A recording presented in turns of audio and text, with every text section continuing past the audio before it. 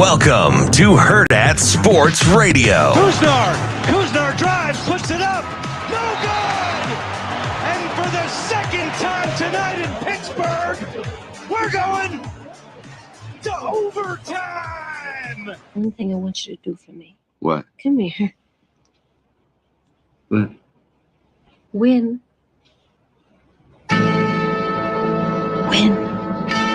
What are we waiting for? Take this! Now, you guys got to take it to the basket, but they are one of the best three-point shooting teams in the country. Ashworth over to Shireman. Shireman, step back jumper. Here's Kuznar again, running right to the hoop. Brenner says no. Xander with 5 in the paint, out to Ashworth. Deep 3. And friends, fuel up that Chevrolet. Fire up that engine. The Creighton Blue Jays are headed to the Motor City. And they're headed to the Sweet 16. Jays win. Jays win. Jays win. Holy Palomino. Jays win. Woo! Absolutely spectacular from the entire Creighton Blue Jays. Epic game.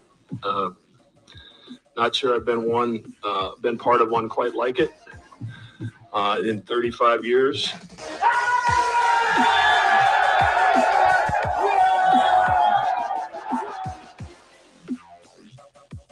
Good morning. Welcome into Hurrdat Sports Radio, AM 590, ESPN Omaha, ESPN Tri-Cities. If that intro doesn't get you going here on a Monday, I don't know what will.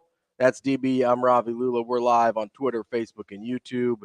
We're also live on the Pillar Exterior stage. DB, how are you this morning? What's going down? You know, a lot of basketball. Yeah, lot of hoops. Lot of hoops. Where old DB was right, where old DB was dead wrong. So dead wrong is Clemson, right? Well, me and the rest of the country. Right, yeah. You're not alone there. Yeah. Like you're in like, you're in very... I think 91% of the brackets had them out in the first round. What did Michigan Land say to me one time, Shane? He was running his mouth as usual, and he's That's like, shocking. man, DB, he said, when you're right, but when you're wrong, you are dead wrong. No, Clemson is – I think Yes, Clemson was one where a lot of people were wrong, myself included. They haven't played like this in a long time, though. Maybe it's not since the middle of the season. Well, and you wonder, obviously the ACC wasn't regarded in the same way by some as other conferences were. Thank you for saying that, Team Haterade. And by some, I mean DB. He was an ACC hater all season. Yeah. That's what I was. No, I want to establish, because every time we get into this conference conversation, you try and paint me in a corner. I'm not. Nobody puts baby in the corner. I have said all year after the Big 12, I thought 2 through 5 were about the same. Yeah. We were talking about hundreds of points in terms of conference rankings. Yeah, we're there was some 5.85, some 5.891s. I'm talking about, like, a lot of it to me just came down to stylistic preference, right? Yeah. I like certain styles of basketball better than the others, so I'm going to pick those conferences and teams. But the ACC is playing really well right now. Mm-hmm. Obviously, you got North Carolina, your Tar Heels, still chugging along. I'm telling you, they're good. They are good. I mean,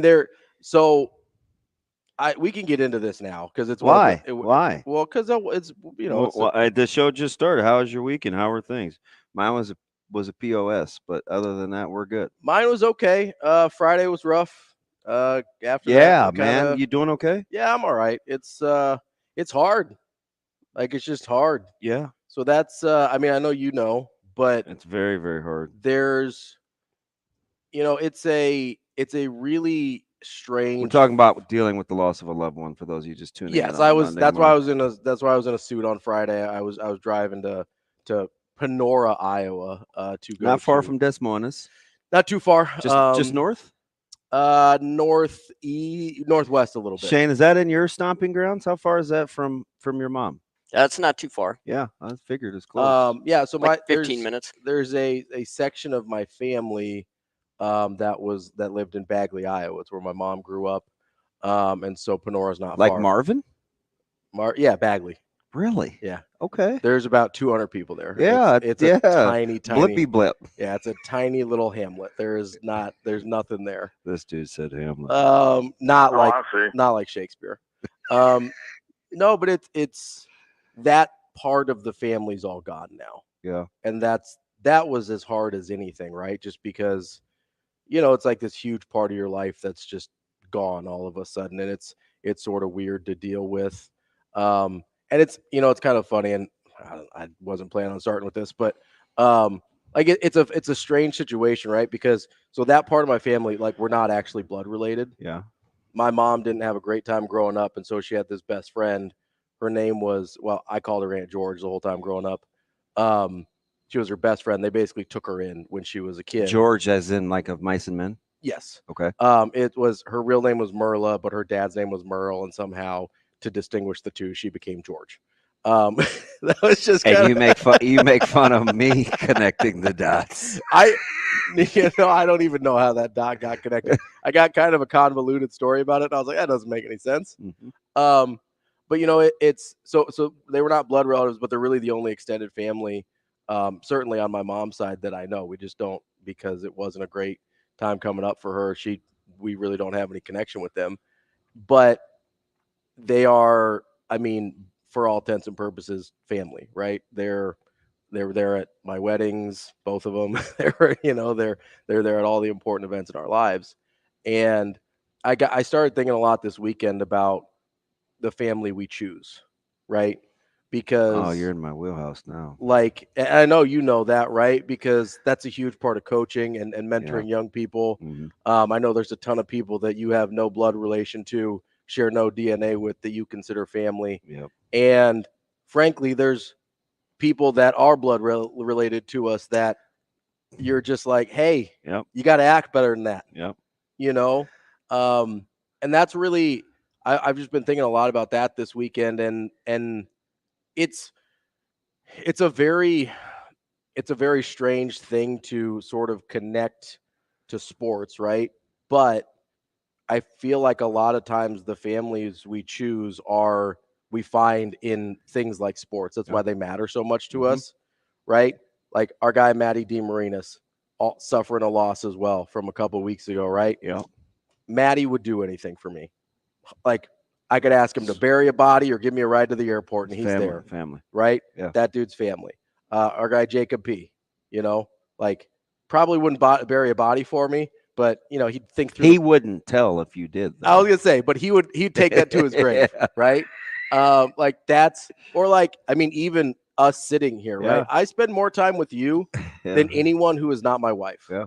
Like, that's just what it is, right? Oh, yeah. And we chose this situation. And so I just, it's a part of how important it is, the type of people you put yourself around, right? Because just because you're blood related to them, if they're bad for your life, like, I'm not going to continue to put myself around those people. Mm-hmm. I'm going to put myself around people like you, or like Matty D, or like JP, that add to my life, and we all make each other's lives better, right? I've said this thing before. Family's the term that people use a lot of times when they're trying to excuse toxic behavior, right? It's like, oh, no, but we're family. It's like, no, we're not. You're my boss. This, whatever. This is toxic. Like, you can't just call it family and be cool. Or like actual blood relatives where they're like, oh, you got to come to Christmas. It's family. It's like, no, you guys are terrible to me. Why would I do that? Why would I put myself in a position where I know you're going to be bad to me? It's interesting you relate it to coaching too, because I think whether escape is probably not the right word, but investing in young people, I think, is a lot of what makes good coaches and why they do what they do. And sometimes it is an offset. Sometimes it's in addition to, right? Where if you're Julie Rule and you may want players over, if you're Coach Mack, you may want to live closer to, you may have a spot closer to the workout facility in case anybody needs you, right? Or it just goes on and on. When coaches, like when you hurt, typically they hurt. Yeah. And I think I was listening to a lot of these.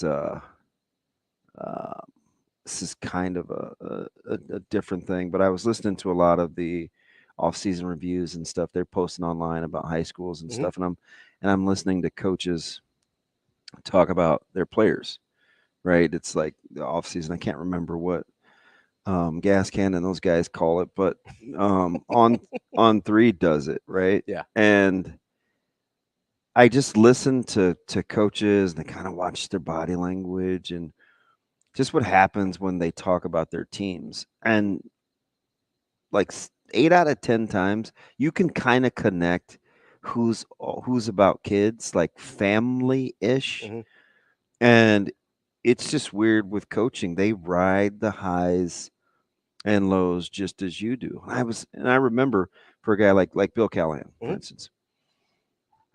I never really had an issue with him, right? And people would get mad, except for my buddy. I got a guy, John Leslie, who loves Bill Callahan. And he was one of the few at the time. And I was like, he's a really smart guy. So I enjoyed talking to him, right? And I remember he's like a football intellectual. Yeah, close. Probably, I would give him a savant, maybe. Yeah, I'd give him savant. Which made him hard to relate to for a lot of people. Right, and they were going through a lot of emotional issues with like their team, right? Young guy, changing of the guard. It was the Solich thing. Like it was hard on the players. And I just remember thinking after he'd left and, he wouldn't wear the gear and stuff, I was like, man, if only he could have just related to his players. Like if they could have gone to him when they were having a bad class or, they're having problems at home or, with the girlfriend or whatever, like, ooh, that would have been the missing ingredient. But then the more that I thought about it and the more that I kind of watch life unfold, I think that's the hardest part for coaches and players is to trust alike. But when you have it, it's amazing. Well, it is really, really difficult to corral. It's really hard to do, and it's also, I would argue, for the football savant types of the world, it's even harder, right? Because they sort of compartmentalize into, well, this is football, just do the football thing. It's a thing that I really struggled with while coaching basketball. It's a good thing I wasn't a head coach, right? So you have a little more leeway as an assistant sometimes in terms of relationship building, how you interact with people. And don't get me wrong, I mean, one of my best friends in the world is a former player of mine. He's a head coach now. And that breakfast smells amazing, by the way. I finally got some again this morning. I got to tell you a funny story off here about changing my diet completely. Yeah? But it comes with some downsides. Lord have mercy. Spend a little time on the porcelain throne? No, it's so I'm amazingly sharp. Yeah. And feel good. Like I feel like my skin and stuff like that. But remember I always used to say I never have cravings. Yeah. Now you do. I do. That's weird. I want, I used to always like, how can you, people say, oh man, I feel like pizza or I feel like wings, or I'm like, I never feel like that. Like anything in particular. Like if I'm hungry, I just eat what I like. Yeah. Oh man. Like I can smell that now. And that arguably is my, I mean, you're the reason I eat this. Is my favorite because I switched breakfast. up. Yeah. I like it so much. I found, I follow a guy on TikTok that gives me all the McDonald's knockoffs. So I actually found the sausage patties, and I can eat like 32 in a sitting. Like I'm not kidding. But I smelled the toasted, like the cheese and the biscuit. And it's like, yeah, that's really good. But anyway, no, but so I mean, you brought up the relationship with the coaches, and it is the hardest thing to do, but it's also, I think, the one thing that correlates most directly and most efficiently to being successful. It's interesting. So, but it's really, really tricky, right? Because if you do it because it's going to make you successful, you're not really doing it, right? Like the motivations matter. And because the players can tell, right? Players can tell when your intent is, hey, I'm having a relationship with you because I know it's good for me in the long run, versus I'm having a relationship with you because I care about you and I want to invest in you, and I'm going to put your needs ahead of mine. That's really interesting. And that's why Coach Rule, or like there's a story about Dean Smith, right, where Michael Jordan wanted to come back for his senior year. Oh yeah. And Dean Smith says, "Get the hell out of here! You gotta go, man. You gotta go to the." He probably didn't say hell because he was very, Yeah. But When he wasn't drinking, he said, "You gotta go, man. Yeah. Like, what are you talking about?" Yeah. He's like, "Well, it's nice here at North Carolina. I like it. I'm comfortable." It's a strength of Cal's, right? Yeah. Coach Cal was a lot like that. He now, will tell eventually the game caught up with Coach Cal. Yes. But his guys love Coach Cal. If there's anything bad to say about Coach Cal, it is not with his relationship with his players. I told you when I felt like Coach Rule changed the whole thing right away with some of the old guard. Yep. You're right. Lot of different habits. Which is so hard to do with guys that have been there. Yep. A lot of different habits. Yep. And I'm not going to say good or bad, just different. There's different ways of doing different business. Standard. And there's different things that he's asking. And finally, he just said to a couple guys out loud, he's like, wait a minute. Like, I've been all over the place. Coached a lot of difficult situations. Like, I'm not doing this for any other reason than I love young people. Like, I love young people. I've coached in the NFL. I've coached in college. Like, I know what it takes. Why would you argue with me? When I want what's best for you. I was just going to say, I want what's best for you. And he can put his money where his mouth is, because he can literally just say, I could have been sitting on my couch for $9 million a year. Yeah. Like, he's like, I don't have to be here. I'm choosing to be here. It's up to you. You can trust me or not, but I'm telling you, player X, Y, like, I want the best for you. And it was just like, that's how like a Tommy Hill comes back. Right. From wherever he was. Yeah. Right. To where he is now. Or you get in a different situation. Where Xavier pieces. That's just the opposite, right? That's no, you don't. Yeah, that's where he doesn't believe I still have to please and perform. Yeah. Like the please and perform people are really, really, really tough to manage. They're hard to get to because they're hard to build a relationship with. All they know is please and perform. They don't trust your motives. And I mean, you've got a little bit of that. Please and perform.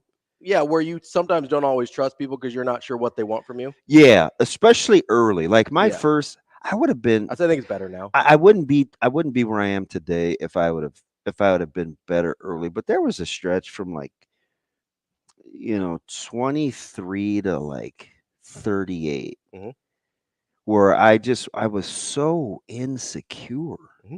It's just like. Because you thought, people just want me because I'm the what do you want? Or you know what I mean? Yeah. So, but when players get that, it's interesting what they'll do, and I'm telling you, it's like that's what gets you over the hump in crunch time.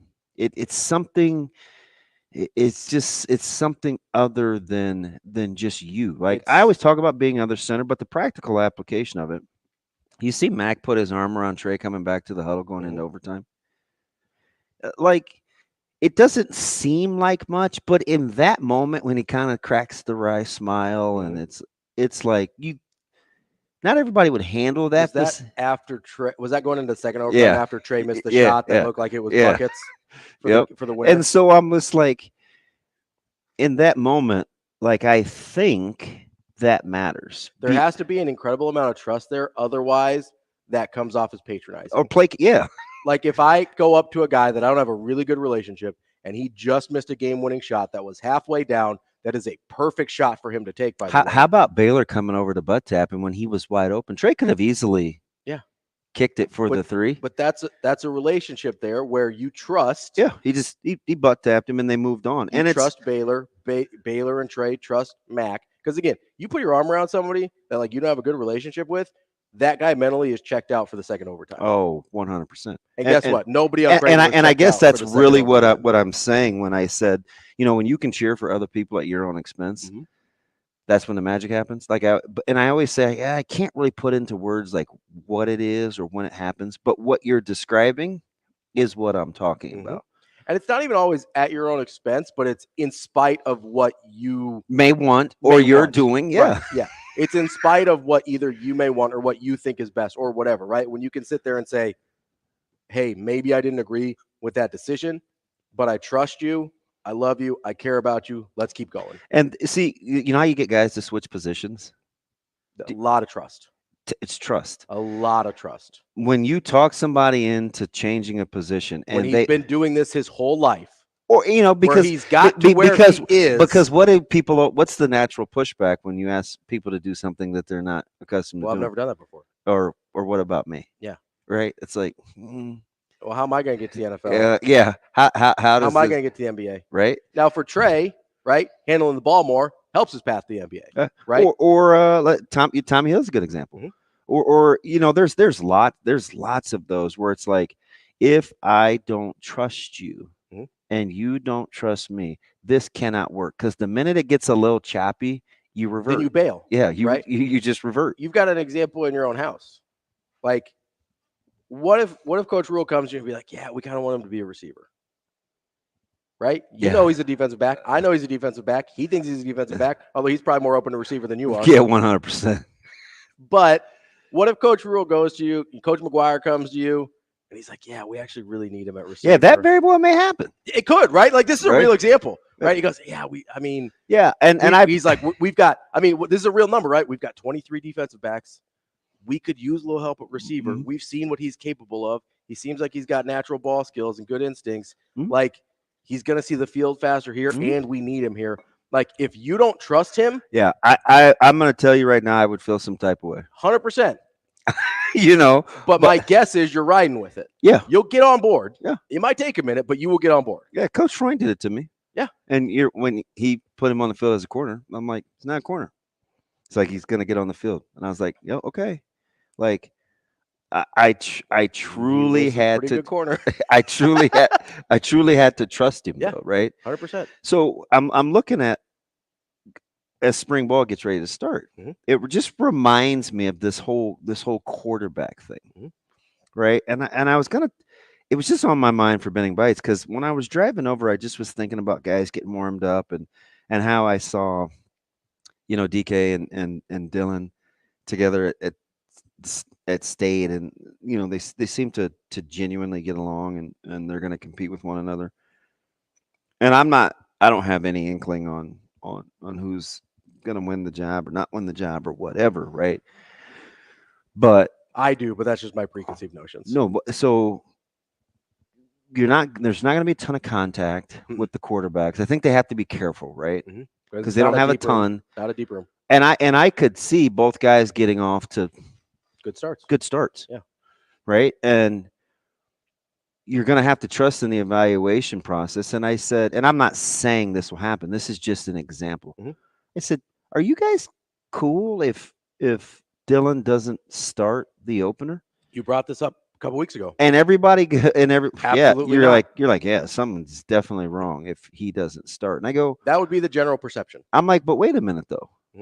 I thought we trusted Coach Rule. Ultimate test of trust for this fan base. Now that would be the ultimate test of trust with Rule. He's probably. You'd think he'd win the job, but if he doesn't, are we cool? It's going to be a long spring. It is. Maybe a little bit of a long fall too. And remember, he's a tough lover. Like, it isn't all rainbow. Rule? Yes. Yeah. Yes. So I'm like, I can't wait to parse through every word that he says about the quarterbacks this spring, because it's going to be a lot to say. It's going to be a headache. Coming up next, we will get to some college basketball. That segment was good, just not what we planned on. We will get more on Hurrdat Sports Radio. We will be back.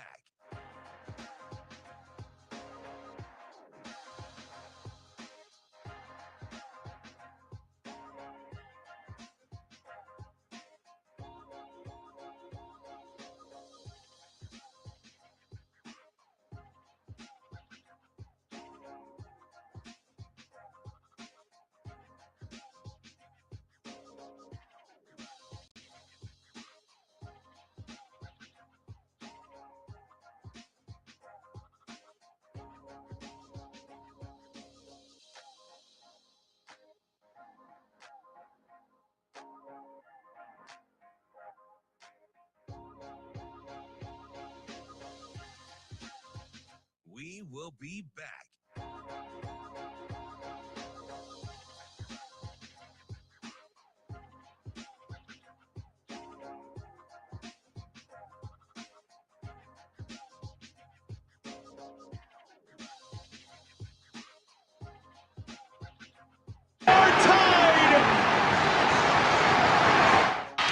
and the way they battle. The celebration is on.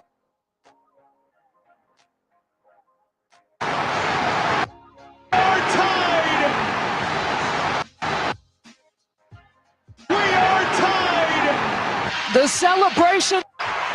Chose Purdue, a long shot, short. Feet in full throat. The Boilermakers are going to the Sweet 16.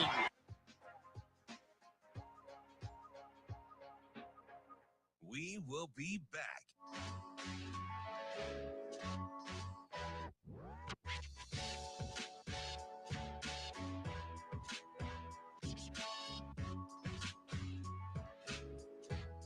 Kind of stuck with it. Good.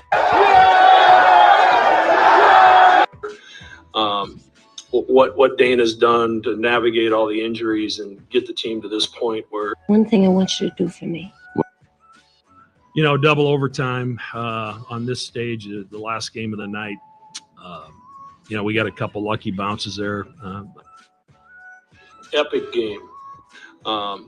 What Dana's done to navigate the Sweet 16. I mean, it was anybody's game, and you know they're a point away from advancing into the Sweet 16. I mean, it was anybody's game, and epic game.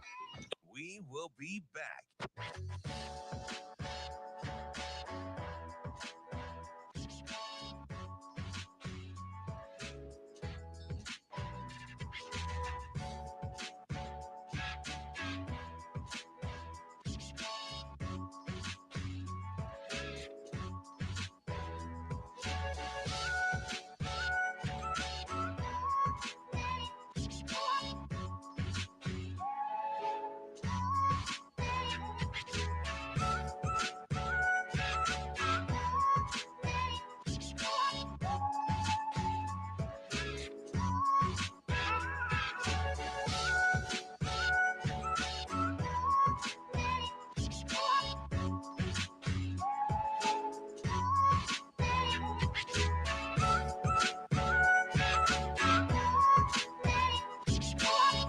We will be back.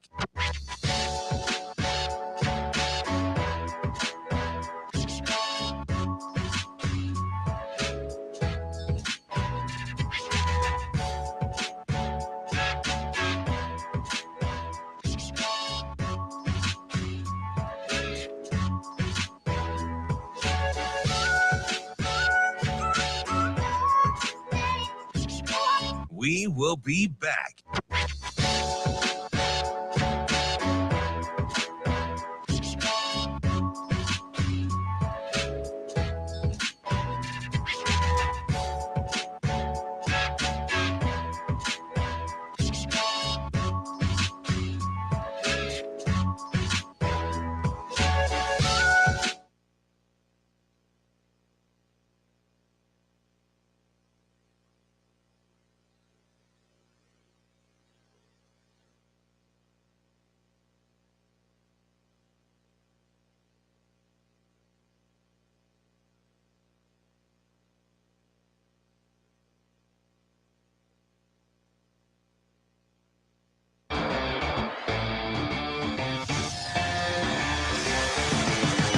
You're listening to Hurrdat Sports Radio.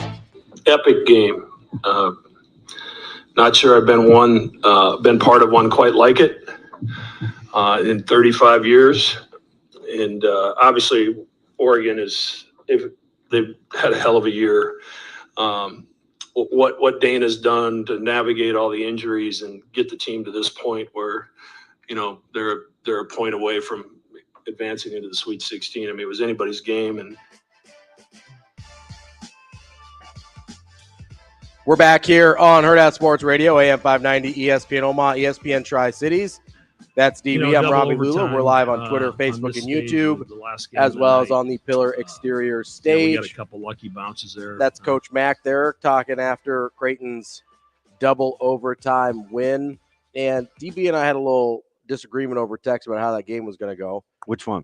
Oregon, Creighton. Oh, yeah. I liked the matchup for Creighton. Free me on that one. What's that? Free me on that one. Well, listen, I actually thought the beginning of the game looked a lot like I thought it was going to. Creighton just couldn't make any shots. Mm-hmm. Like, I mean, they got really good looks. Oh, yeah. And that's what I thought was going to happen. I was like, hey, I think they can get good looks off this team. Kind of like Colorado in the first half yesterday. Yes. I think they can get good looks off this team. I think they will be able to score on this. They don't Oregon doesn't defend the three particularly well. They don't shoot the three particularly well. I thought it was a good matchup for Creighton. And it was, I think, they just couldn't make any shots, right? And then once Oregon was able to kind of establish that this was a game that was going to go the pace they wanted and they were going to be able to sort of run it the way they wanted, Creighton got into some trouble. I mean, I thought, about a minute left, they're down 2 possessions. I thought that might have been lights out for the Jays. Obviously, they were able to execute down the stretch, which I was really impressed with. Baylor getting the 2 free throws to bring it within 2, and then they got a huge break when Oregon inbounded it to Dante up 2, and he's a 60% free throw shooter. Like, that is one of those plays. Do you think he saw Coach Altman's body language after the foul? Yeah. As he's walking back up the court, probably. And you wonder how much that plays into the psyche of making or missing a free throw. Yeah. I just was curious. It was just because Coach Altman was pretty dejected that he's the guy that got the ball. Yeah. Like, he was not happy about it. Yeah. But it's also, you wonder in that moment, is he upset because he doesn't think Dante's going to make the field goal? Or the inbounds play was poorly executed. Yes, right? Yeah. Because having watched a lot of Dana Altman basketball and a lot of Dana Altman expressions, and antics isn't the right word, but you know what I mean. Just the way he carries himself on the sideline. My initial reaction was, he's mad they didn't execute the way he wanted them to. I actually didn't think immediately, he doesn't think Dante can make both free throws. It was, that's not what he wanted to happen there. And obviously it wasn't. But I also, why put Dante in that position? Like, why is he in a place where he could end up with the basketball? Right? If he's the guy you don't want, why is he not on the back end somewhere? Yeah. That's what I don't get. Do you remember the time if that free throw goes in? It was, I probably have to go back and watch, but everybody assumes 19. Yeah, everybody assumes like if he makes that, they win. I was like, no, it helps a lot, obviously. If he makes both, especially. Yeah, I'm like, but time. It's not over. Yeah, but anyway, I don't let me throw you. I think it was just under 20, but you're right. There was enough time there that it wasn't a nail in the coffin. Were you miffed at all at Oregon's substitution or how they handled Shellstead? In what sense? Like what? That's all. That was really the only options you had. I mean, they're not a super deep team. No, I know. I know. just- But you played against one that they didn't use any bodies either. I mean, us. Besides my guy Jason Green, shout out Mo North. He's unbelievable. So there was 2 plays directly in a row in second overtime. Was the first time I breathed in about 2 hours, and that was the Kalkbrenner 3. Not after I said hang in there. No. You're like, yeah, right. I was like, I'm trying, bud, but I'm going to have to go without oxygen for about the next 30 minutes.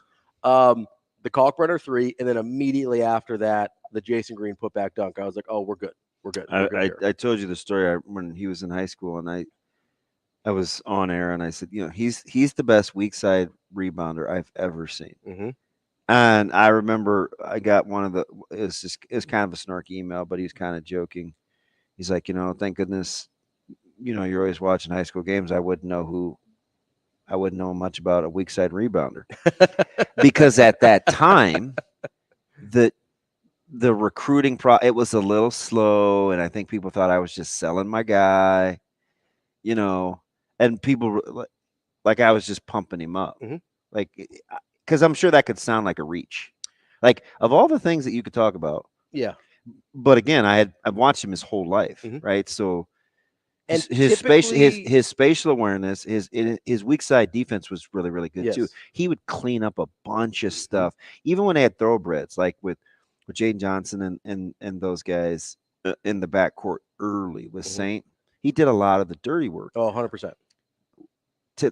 Not to go all Deontay Wilder, but to this day, he's still a great rebounder. His instincts are really, really he good. knows where the ball he's whoopsie. Just throwing pens at me over here. He's been able to do that his whole life. Yeah, his instincts are so good.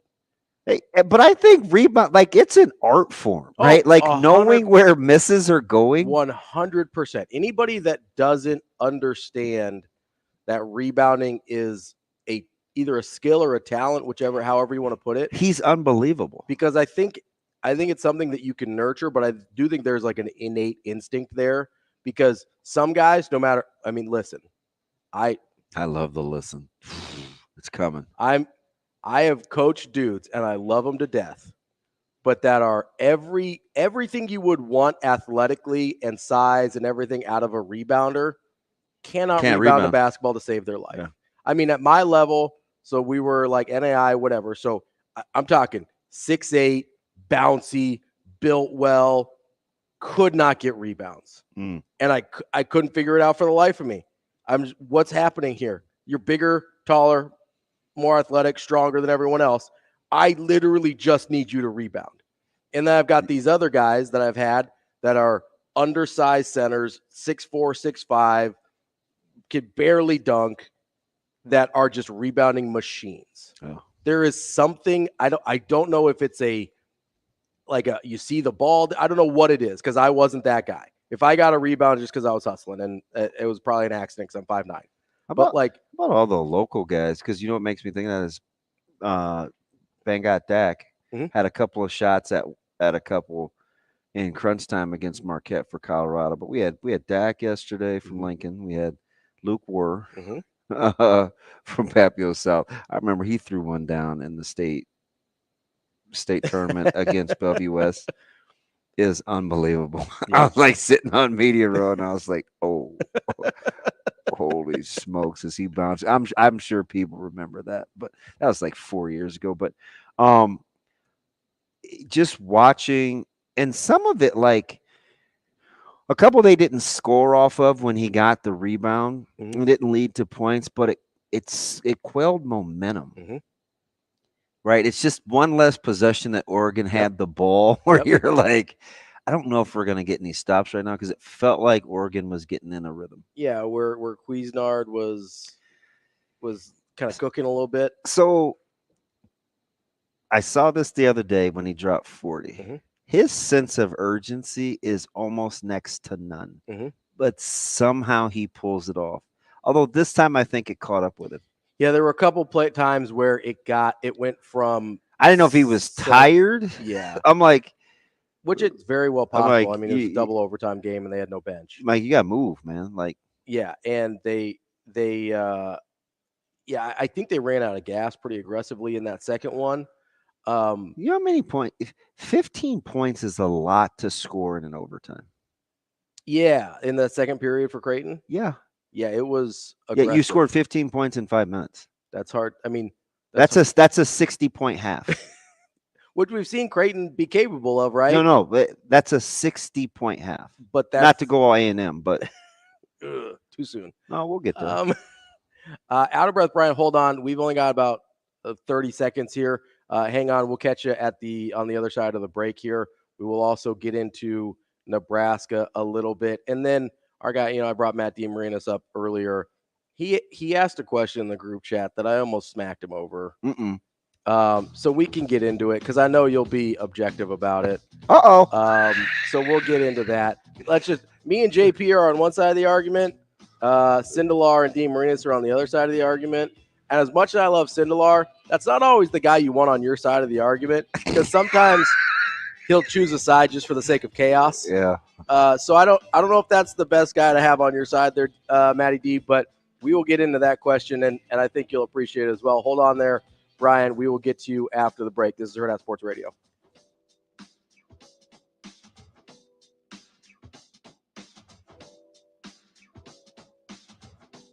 We will be back.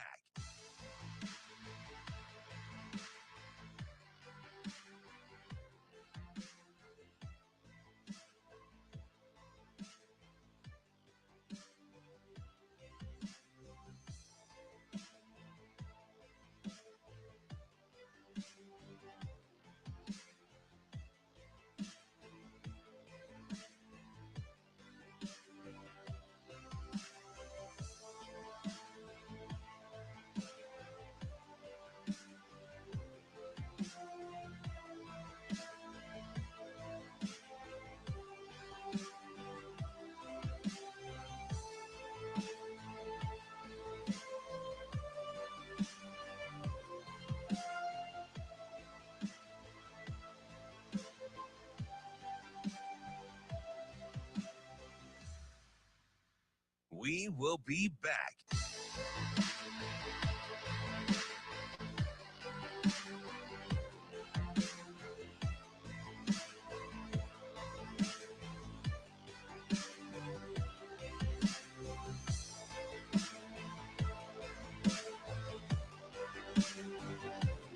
Hurrdat Sports Radio. Here is the Sam McKewon. Congrats to Texas A&M. That team's playing as well as anybody in the country right now with the way they're shooting the ball. But at the end of the day, it was a very tough matchup.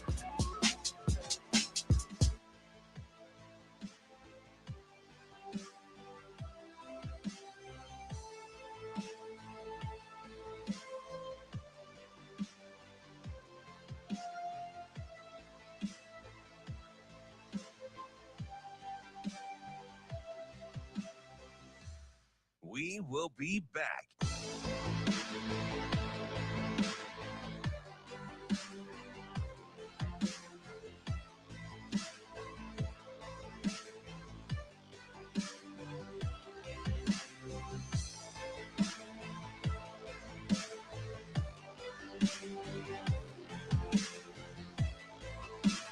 Of course, it's sad to lose, but it's also sad to,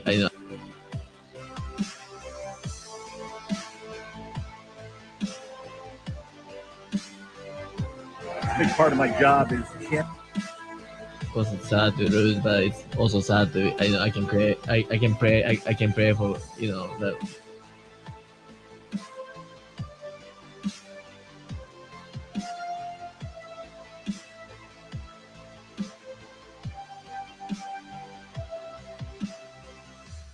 We will be back.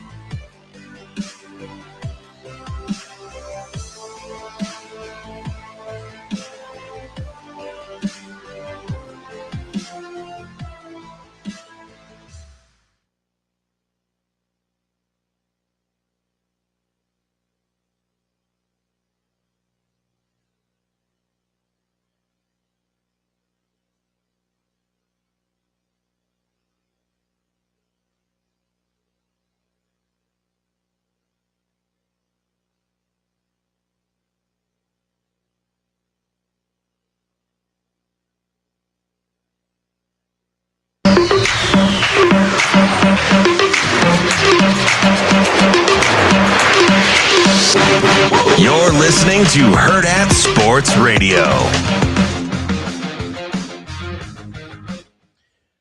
Wrapping up hour number one here on Hurrdat Sports Radio, AM 590, ESPN Omaha, ESPN Tri-Cities. We're live on Twitter, Facebook, and YouTube. That's DB. I'm Ravi Lulla. We're here on the Pillar Exterior stage, and we are joined by our guy out of breath. Brian wants to talk a little Creighton and Nebraska. I'm assuming basketball. Brian, what's going on?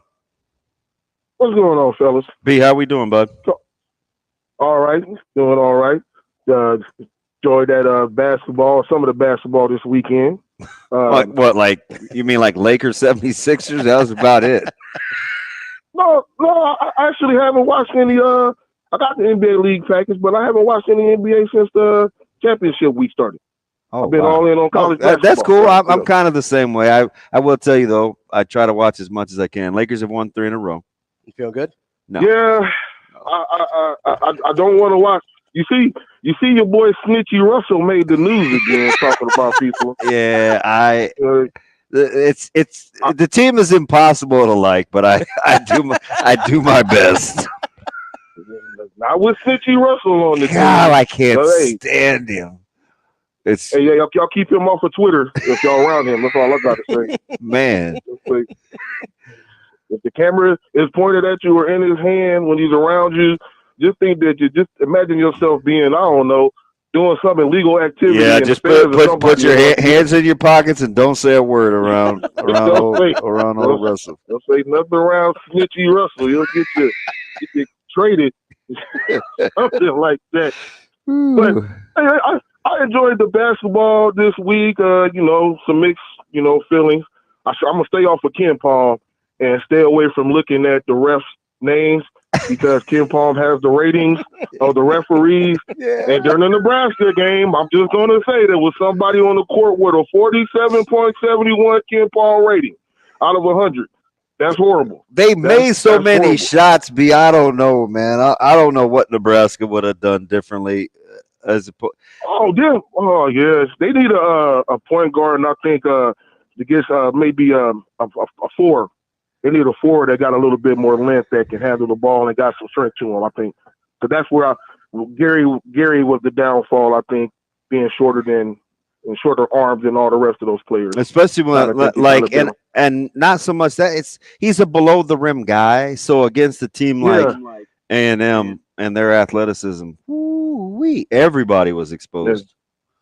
Yeah, it would have been nice to have somebody just on that opposite side, like Creighton had when they put in Green. I heard you guys earlier say you kind of got relaxed when he got that follow-up tip dunk. Mm-hmm. I got more relaxed when Kalkbrenner on the other end, Kalkbrenner jumped out to help on Cuisinart again. And the previous times during the game, Dante was getting a follow-up, dunk.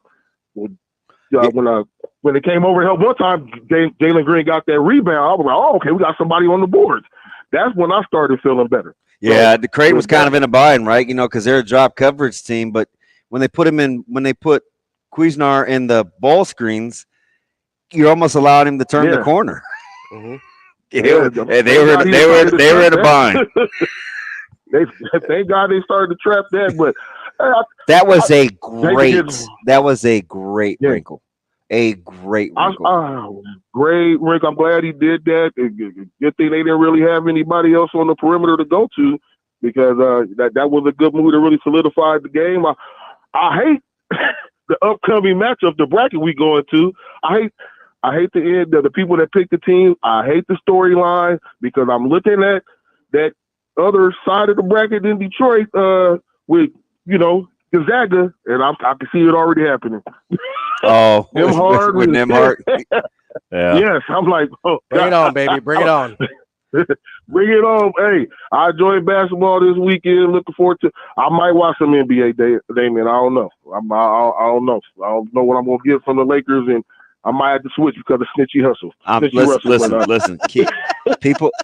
Keep people hated on Gonzaga. Keep an eye on them. That they're playing really, really well. Hey, they fall right into. Hey, you always pick the best point guards in the tournament, and they got one of the best ones on the team. And at least they can compromise Edey a little bit because he's been a monster right now. Oh my gosh, I would not want to go against that man. Every time I see him, I think of that big old Buffalo Wild Wing in the Buffalo Wild Wing commercial. Get that box out. Watch out. Big old 300 some pounds. Oh my God. Appreciate it, B. All right, thank you. Yeah, Edey is on a roll. Yeah, no, I mean he's tough to deal with. Like that's but if he's on that other side of that bracket from Creighton there. If anybody can deal with him, it's Kalkbrenner. This is about the 6th time I've said this in the last handful of years. Do you know I'm a big fan of as a broadcaster? Who's that? I really like Van Gundy. Okay. I know it's weird because he's so critical, but he's so matter of fact. I'm like, yep, you're right. Like we do all these weird things, right? Whether it's matchup or hedging or drop, and he's like, sometimes we overthink this. Like, how about if we just eliminate guys' strong hands? Like, just going back to the basics, right? You're like, oh, hey, he only wants to go right. Like, what if we make him go left? Or, like bad fouls or other Simple alternatives stuff. as opposed to doubling the post from behind, and you're not pressuring the ball. Yeah. What difference does it make? Because all you can do on a post entry, if you're not pressuring the ball, is when he catches it, you're going to foul him. The only thing you can do besides pressuring the ball, is defend before he actually gets to a spot. Yeah, but let's say you do your work ahead of time, right? I always say do your work early. Mm-hmm. And this isn't usually hoops. It's usually talking about other things, but people. But for post hoops, defense, it's very true. Do your work early, right? So you can't front the post and you can't play behind him. No. So like how early do you want to work? You want to get him off the block? That's what you have to try and do. But then people get upset when you get underneath him, right? They call those fouls. They do. You're literally putting your hip in about 6 in his quad. Yeah. Well, that's why a guy like Kalkbrenner has a chance, because it's not going to look like you're getting under him when it's Kalkbrenner. Oh, are you assuming they beat Gonzaga? No, I'm saying if. Because I don't know. I don't either.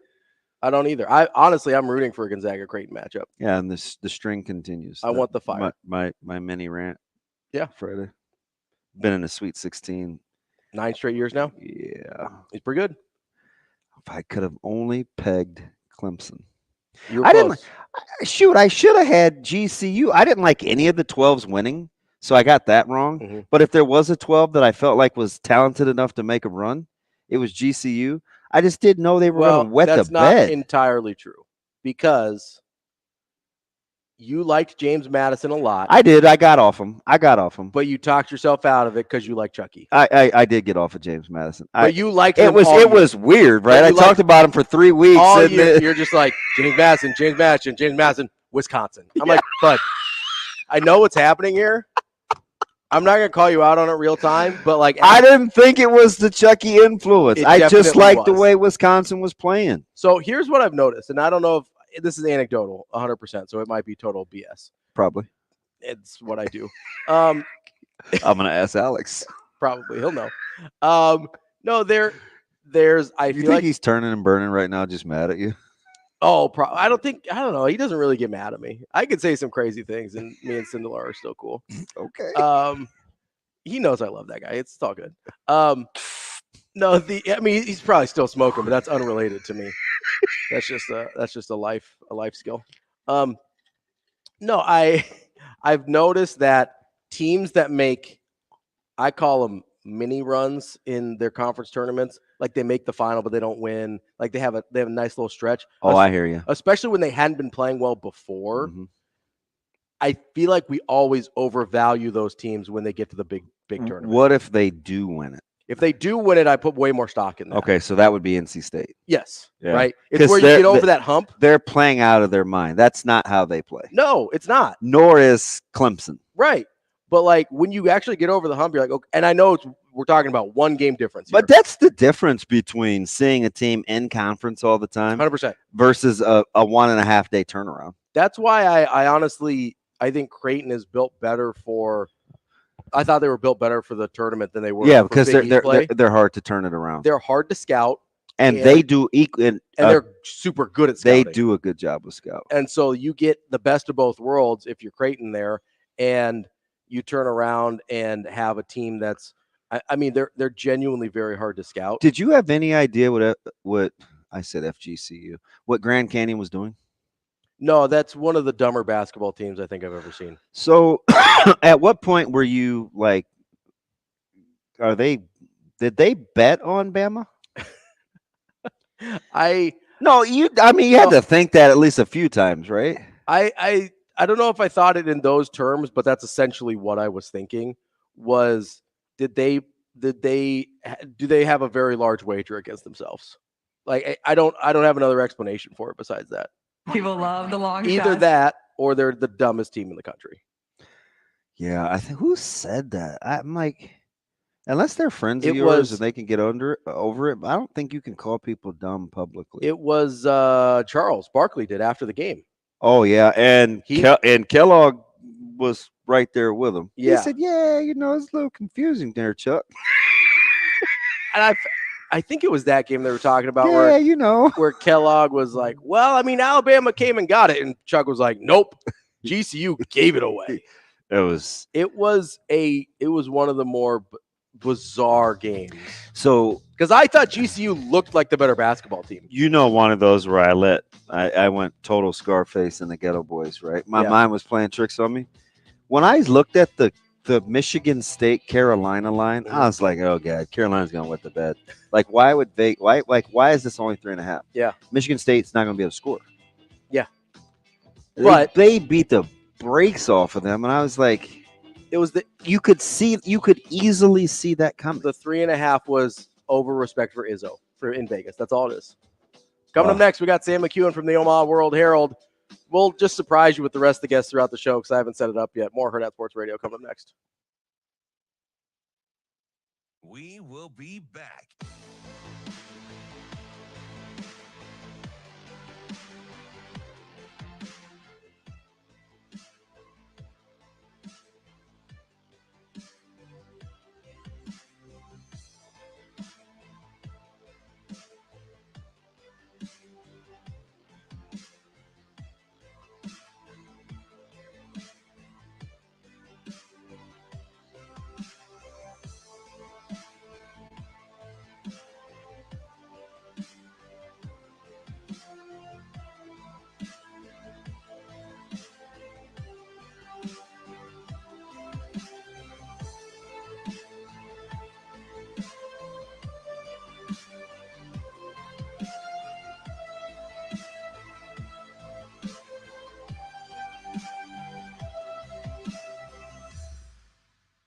We will be back.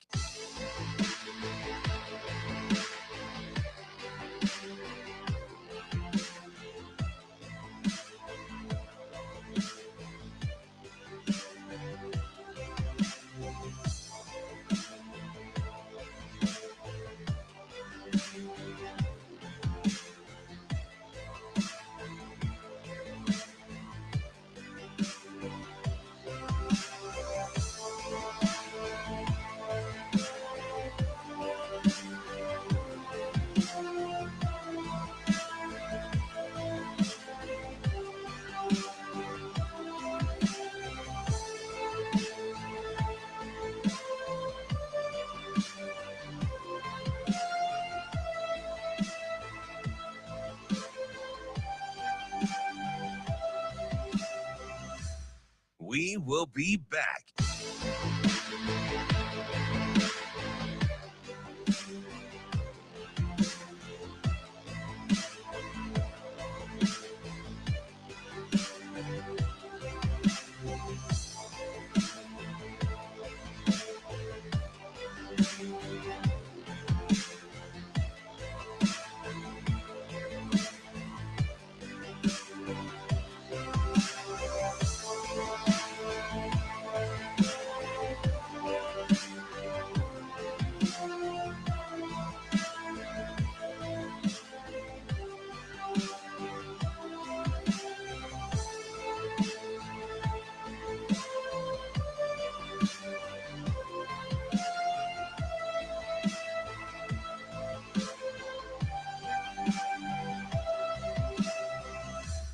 We will be back.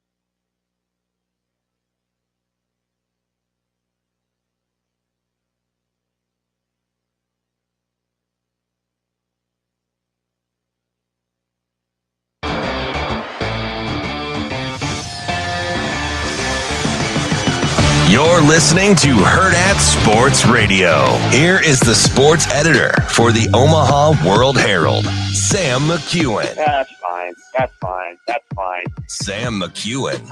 We're gonna throw the ball, and you just stand back there and throw it where you want to go. And that kind of thing. Sam McKewon. Are you guys going? Sure. Now, Sam McKewon. Congrats to Texas A&M. That team's playing as well as anybody in the country right now with the way they're shooting the ball. It's a very tough matchup with the way they drive it, and when they're hitting shots, it's a very tough team to beat. K-State got us off to a great start. Josiah was all over the place on the glass, flying in there. I'm really proud of these two guys for everything that they accomplished this year. But at the end of the day, it was a very tough matchup. Kicking off hour number 2 here on Hurrdat Sports Radio, AM 590, ESPN Omaha, ESPN Tri-Cities. We're live on Twitter, Facebook, and YouTube. That's DB. I'm Ravi Lulla here on the Pillar Exterior stage. And we're joined now by Sam McKewon from the Omaha World-Herald. Sam, how are you this morning? I'm really good. How are you? Good. Sam, you watched that one. We heard Coach Hoiberg. Pretty matter of fact. We also saw what A&M did with and to Houston last night, considering they only lost by 4 the first time they played. How many times do you think Nebraska would play A&M and get a dub, right? Because the line was basically a pick 'em. We kind of convinced ourselves we liked the matchup. What do you think happened? A&M had better athletes. I think they had equally good coaching. That game reminded me, to use a football analogy, that game reminded me a little bit of when Nebraska played South Carolina in the bowl game, and the athleticism disparity was just evident. Also reminded me of when they played Clemson, right, that one year in the bowl game. But Nebraska won that game because they had a better quarterback and probably better coaching at that time. And so, I think Nebraska ran up against a team that was equally well coached and then just had, superior athletes and then made shots. I mean, if A&M makes shots, they're a much better team than their record, and they made them against Nebraska. They didn't make a ton, actually, against Houston, but Houston, kind of let them back in right at the end. I think Nebraska played fairly well. The first, whatever you want to call it, 12 minutes of that game were just thrilling, Teams trading baskets. You knew that couldn't keep up. Yep. And so Nebraska needed to be up by about 10 after the first 12 minutes, the way Nebraska was making shots, and they weren't. Mm-hmm.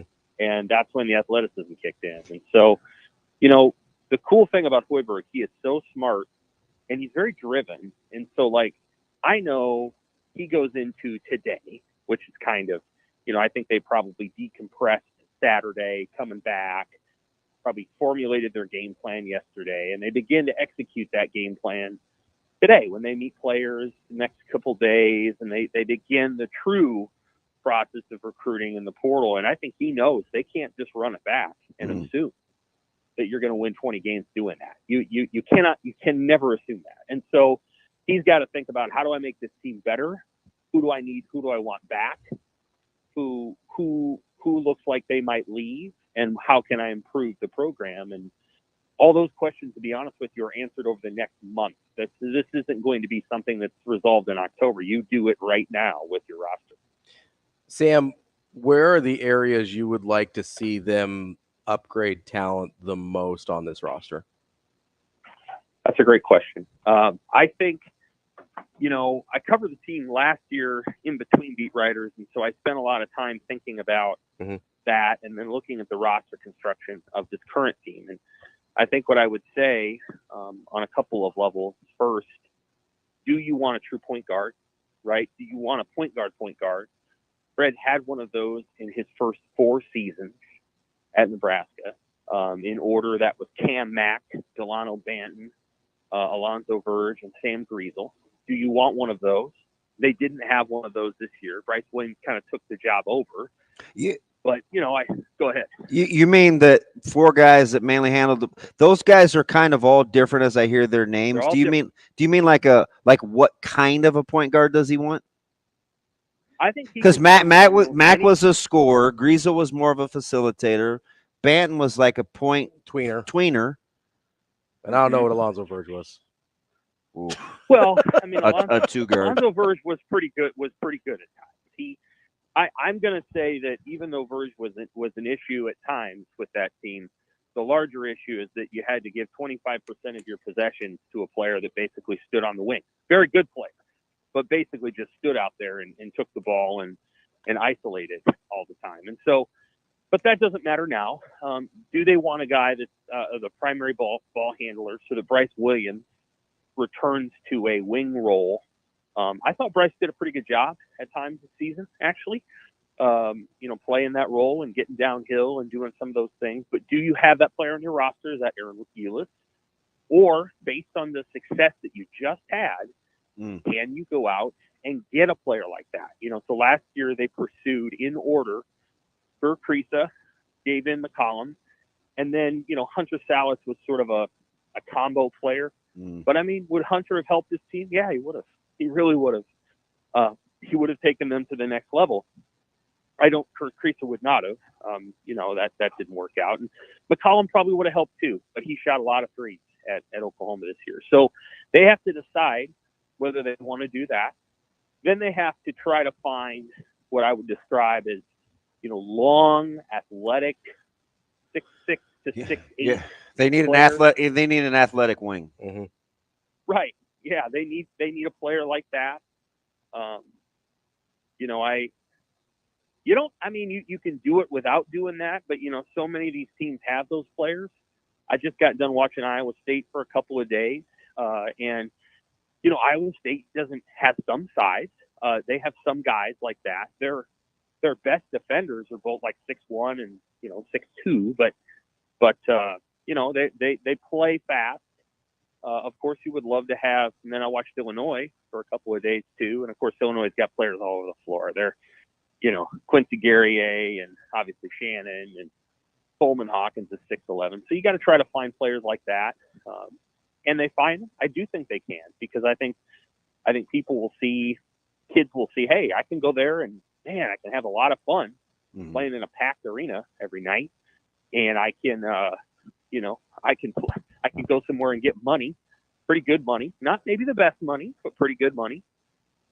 So they'll have some options. Those are probably the two areas I would think of. And then, if you can get another, tell me what's going to happen with Blaise Keita. I don't know. Is he healthy? Can he play? Because if he can, that he'll help you defensively. I don't know about his offense, but he'll help you defensively. Can he play? I don't think anybody, he would have helped the other night to protect the rim, because guys were getting into pain at will. He would have helped for sure. We'll see what his health level is, whether he wants to stay. I think Nebraska's treated him quite well, but I don't know what, that's a two-person conversation. We'll see what Nebraska thinks. Sam, we're talking about Sam McKewon from the Omaha World-Herald. How much do you think this team looks differently when you don't have the Keisei Tominaga piece as part of the mix? Because whether for good or for bad, the team did kind of have to create itself around his game a little bit. How much different do you think that looks moving forward? Well, it looks a little different. Keisei was a terrific three-point shooter, and he could also get to the rim. And so, you couldn't just take him away and then have him not burn you. He could still burn you if he could get, into the lane. He had a mid-range game. I thought Keisei was a really nice player for Nebraska. So it changes. Certainly, you got to find somebody that can replicate some of those things. Now, we're not talking about his defense. So obviously, his defense was not his strength. I do think he got better there, but I think his defense wasn't his strength. And so, you've got to, can you find a defender that's better? Can you play a defender that's better? Does Jamarcus Lawrence become a starter again? Is Jamarcus Lawrence, more comfortable in the backup role? There's lots of different things to consider. What I would say is that, again, you just can't stand pat. Every Big Ten team will go to school on Nebraska if Nebraska stands pat. They will have different plans and different strategies for next season, and so you can't just stay static. You have to get better. Tim Miles stayed static after his NCAA tournament team. They didn't do much to change that team, if people might recall. Petaway and Shields and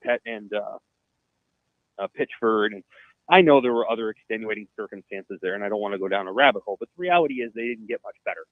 And they couldn't as easily get better because the portal wasn't what it is now. Now you have to change every single year. And so Nebraska's going to have to – Illinois did not stand pat, for example. They went out and got Quincy Guerrier, and he's an important piece for them. Nebraska can't stand pat. It has to go get, legitimately good players and to supplement what they have now. They can't just run it back. So I'll be curious to see what Nebraska does. Sam, as you're kind of looking at I'll get the spring ball here in a sec, but as you're kind of looking at who's left in the Sweet 16, a couple teams are doing it a few different ways. How much is there a team out there where you're like, yeah, I could see that. That's just what they do. Like, you're not super overwhelmed, or I don't know. A team like Gonzaga kind of comes to mind, right? This is kind of just what they do, even though all the pieces are different. It's an interesting makeup in the Sweet 16 because it's kind of chalky. Yeah, and I like that. I'm fine with that. I think every so often you need that. You need a year where most of the top teams emerge. You know, I mean, it's hard not to find the way that Iowa State's doing it appealing. Now they are doing it mostly with recruits. Oh, that's a good. That's a good one. That's a good one. But you know, they got a freshman who somehow got out of Wisconsin. I don't understand how Wisconsin didn't get that kid. The Momcilovic kid, he's pretty good. You know, they got two small guards. McKewon Gilbert is a transfer from UNLV. He followed Berger from there, but Lipsy is from Ames. And, you know, they're not super big, but their defensive strategy is really good, and he's a good fit for them as a coach. He's not, he's not super charismatic on the floor, but he's got them playing the way he wants them to play, and so they have an identity for sure. You know, then again, and I'll contrast them with Illinois because I just watched them. Illinois is not going to be this good again next year. I mean, you can tell that is a roster that should make the Final Four. I don't know if they will, but that's a once in a 10-year roster. They got athletes all over the floor, and they got a superstar, and they certainly, you know, knocked everybody out, knocked everybody over this weekend. Everybody's really impressed with that, and so, you know, that's a deal where, you know, they're going to have to rebuild that roster after this season, most likely. Gonzaga does it the same way every year. Gonzaga does a great job of creating a non-conference schedule that's like a tournament. Then they go into conference season, and they're able to stay healthier than teams in the Big Ten and the Big East because they don't get beat up the same way that teams in the Big Ten and the Big East do. And so they emerge in the tournament, and they're healthier and better. Those are teams that I certainly think about. Of course, why can't you be UConn? I mean, UConn's really good, and I don't think that UConn is like Duke. They don't have a bunch of 5-stars running around. They got one in Castle, but he's the only one. And so, like, the way UConn's doing it is they're just tough, and they play really hard, and they play East Coast basketball, and you have to deal with it. And you know, that's impressive. Sam, switching gears here to spring football, obviously getting things kicked off this week. Do you think by the end of spring we will know who the starting quarterback is or have a pretty good idea, or you think that's going all the way into fall? I do, whether they tell us that or not. I do think we'll have a pretty good idea. I think we'll have a sense of how they progress throughout the spring, and then, you know, the spring game is not an exact science by no means, but you'll be able to tell if Dylan Raiola looks the part. I don't think you want to take that thing all the way up until, you know, mid to late August. Now, here's one thing. What I'll say is that if you don't know, then they're going to go looking in the portal to find supplementary options. Whether that guy starts or not, I don't know. But just give you some options. Well, like, there's two questions about this team, about the quarterback position. There's the question about Raiola. Is he ready? And then there's the question of who's going to back him up. Now, if you say it's Harburg, that's fine. I think he can do that. But, you know, then if you're going to have Harburg do that, then you can't really play him. Like, you can't play him a bunch. And they're going to have to hold themselves back on that, because if Raiola's the starter, then you're like, well, we're just going to sit this great athlete over here and have him hold a clipboard until the starter gets hurt. That's, will they do that? They didn't appear to be heading in that direction last year.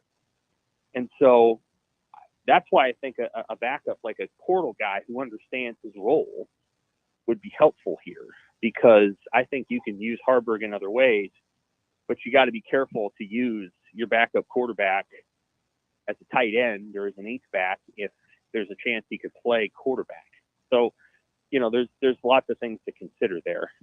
I guess we'll see what they do. I think it's such a fascinating position to evaluate, because you don't have great numbers. And I think all the guys need pressure and for people to be physical and, have some muddy pockets. But I just don't know how much you're going to be able to see, because, you just don't have the depth, because two of those guys can really spin it, especially in environments where they're just a lot, where they know that they're not going to be taken to the ground, and you're not going to have a ton of dirty pockets. Like, the evaluation may be hard, because I go back to something Coach Rule said, I don't know, it was right after the Colorado week, and he looked dead at me, and this was 90 minutes before the game, and he said, the thing about quarterbacks, you never know until they play a real game. And I'll Right. never forget that he said that. So that's always in the back of my mind, because I know he believes that. Sure. Yeah, I think I don't know. This is they're starting spring football, and we'll get to talk to them on Thursday. And obviously, we're still in that basketball glow for the Husker men, and women for that matter. The women too. Yeah. So there'll be time to go over this, but it's the one position on the team for Nebraska that's like a little perplexing. Like, it's just you have an 8 or 9 or 10 win roster if you get that position right, and it feels like they must feel very, very good about Rayola. We'll see. What choice do they have, though, right? You can't. Well, they could go out and get another quarterback. Could you? Right, but we saw the Kyle McCord thing, right? They were trying to get another quarterback, and if you've got a guy like Rayola in the mix, that not a lot of guys want to sign up for that. Yeah. Well, yeah, I understand that. I don't know.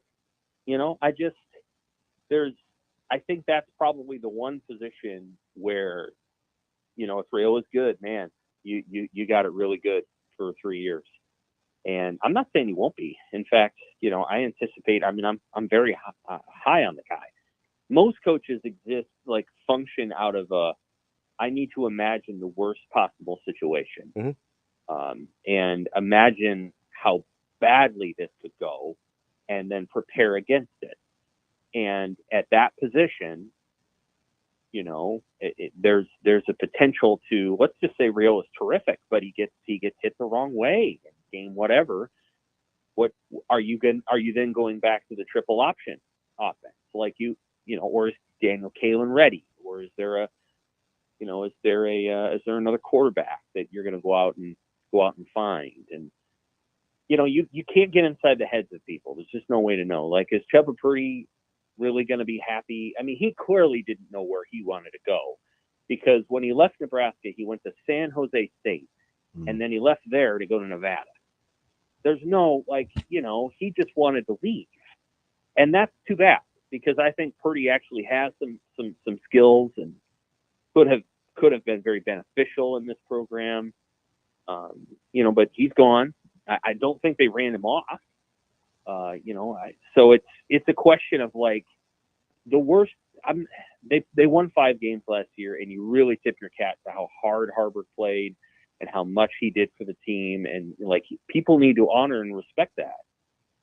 I don't know that you could have had more frustrating quarterback play than you did last year. It prevented Nebraska from going to a bowl game, and it won't. I don't think it's going to prevent Nebraska this year. I think Nebraska's going to win 7 or 8 games regardless of what happens with the QB. But this is a team that could do even more than that if they get that position right. So it asks a lot of Rayola to be good right away, or you've got to go out and find somebody else.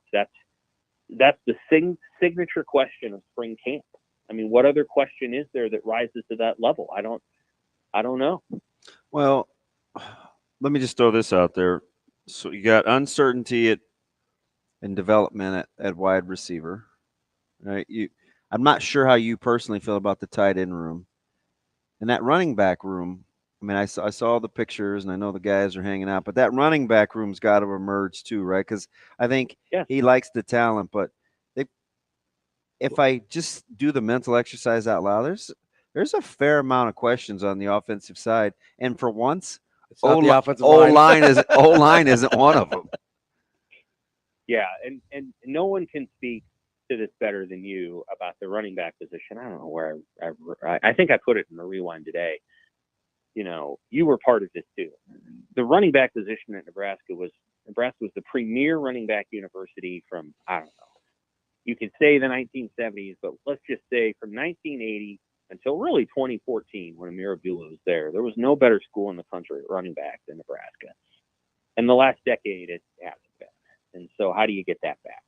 Like, how do you change that conversation? Because if you chart from, let's just say, the day that Mike Rozier walked in to the day that Amir Abdullah left, you're not going to come up with a better group of college running backs. It just doesn't exist.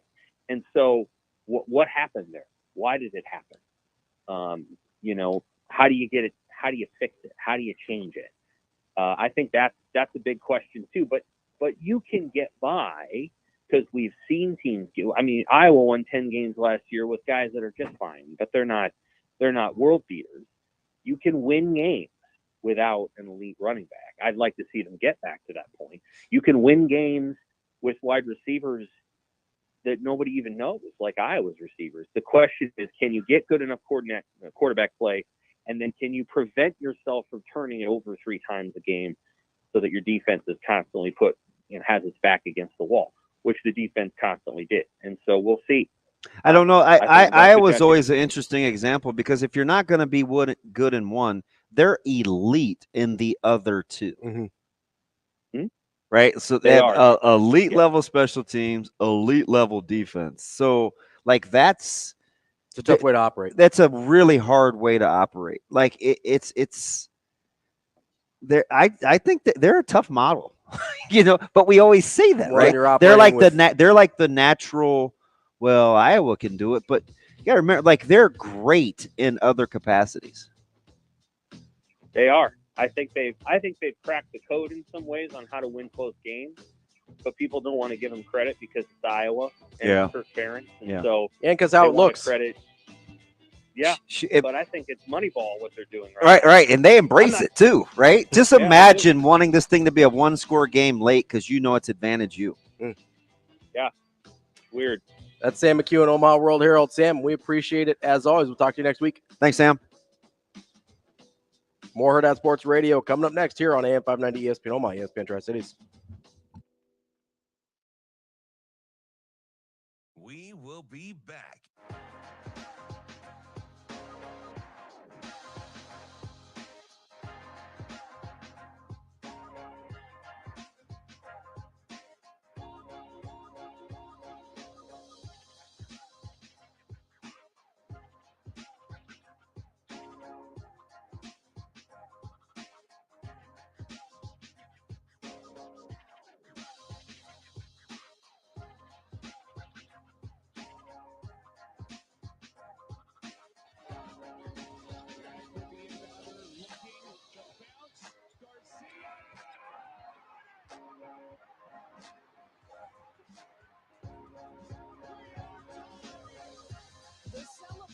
We will be back.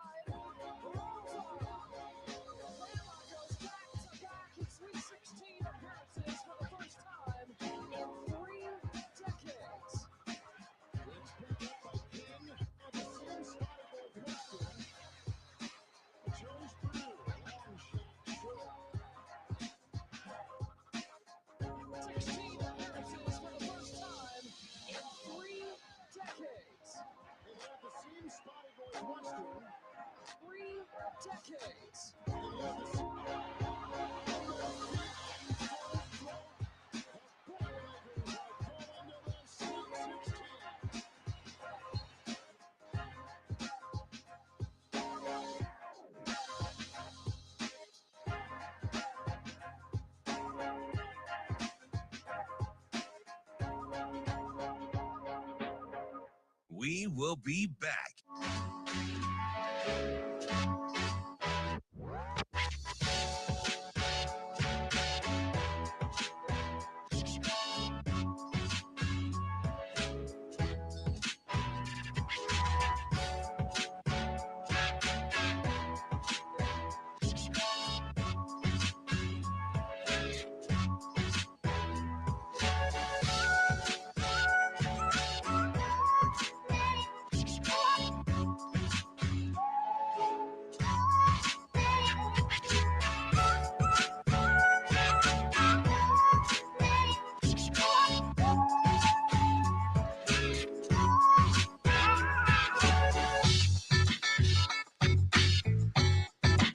Creighton, 12.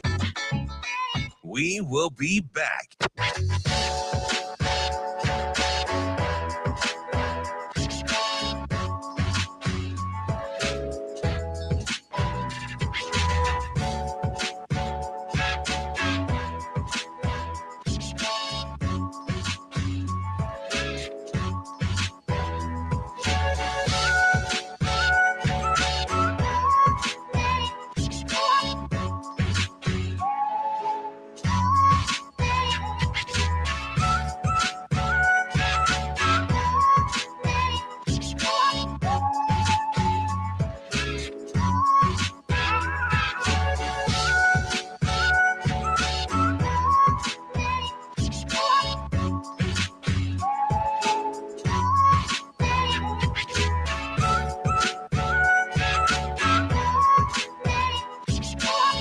We will be back.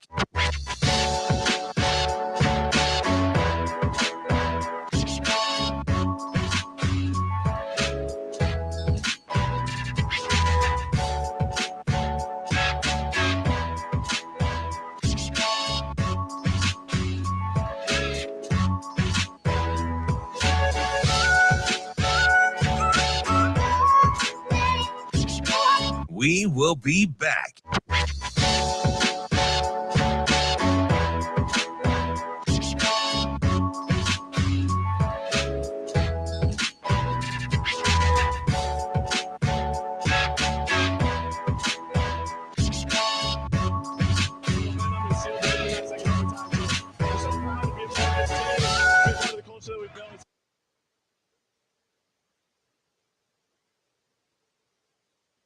Sports Radio. Creighton. On that second overtime, so just so proud to be a part of this team, to be a part of the culture that we've built. It's been a special year.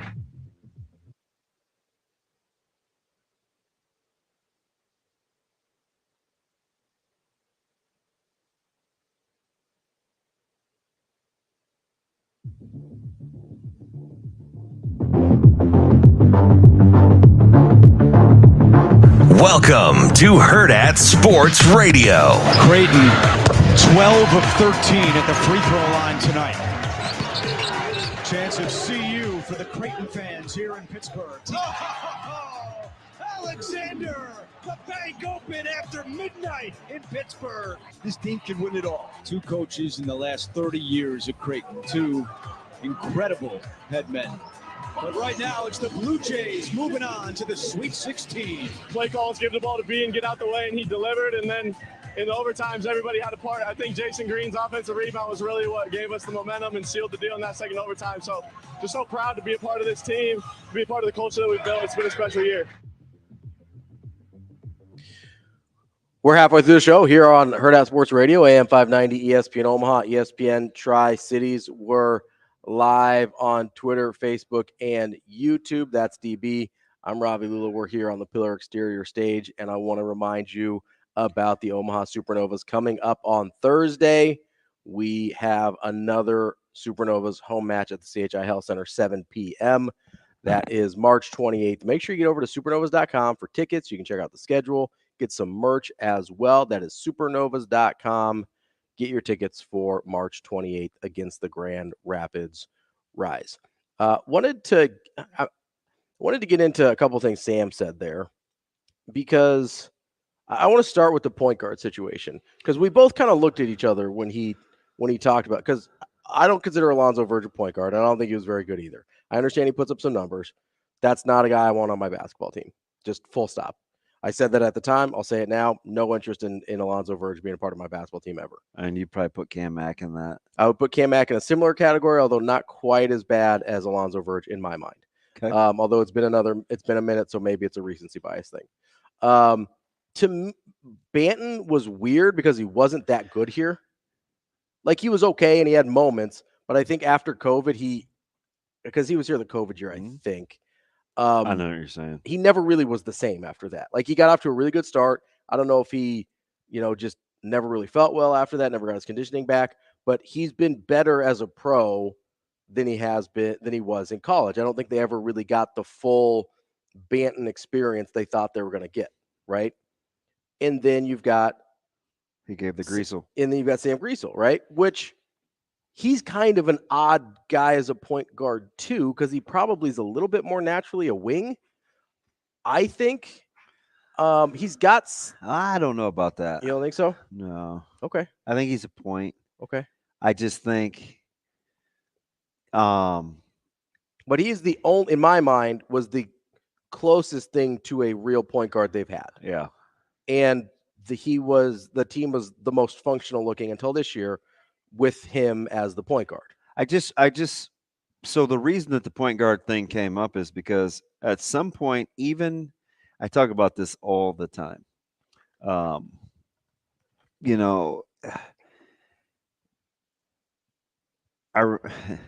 So a couple things. Mm-hmm. We're in high school, and I remember Millard South, Westside a couple years ago. Man, Westside had no business winning. Mm-hmm. And I remember Dickerson scored either before half on a punt return or whatever, and everybody was kind of going crazy. And I'm like, in my head, I was like, gosh, this is fool's gold. Mm-hmm. Like, Millard South, they're way better up front. Mm-hmm. Like, this is gonna be a dogfight. Like, you gotta kind of hang in there. I remember watching the game against A&M. Mm-hmm. I'm like, this is fool's gold. You can't play like this. Like, you're counting on you starting hot. You're not gonna replicate those shots. No. And so I just wondered. I don't know why I thought of when Millard South was so good up front a couple years ago, but I just remember never feeling good about that game. Mm-hmm.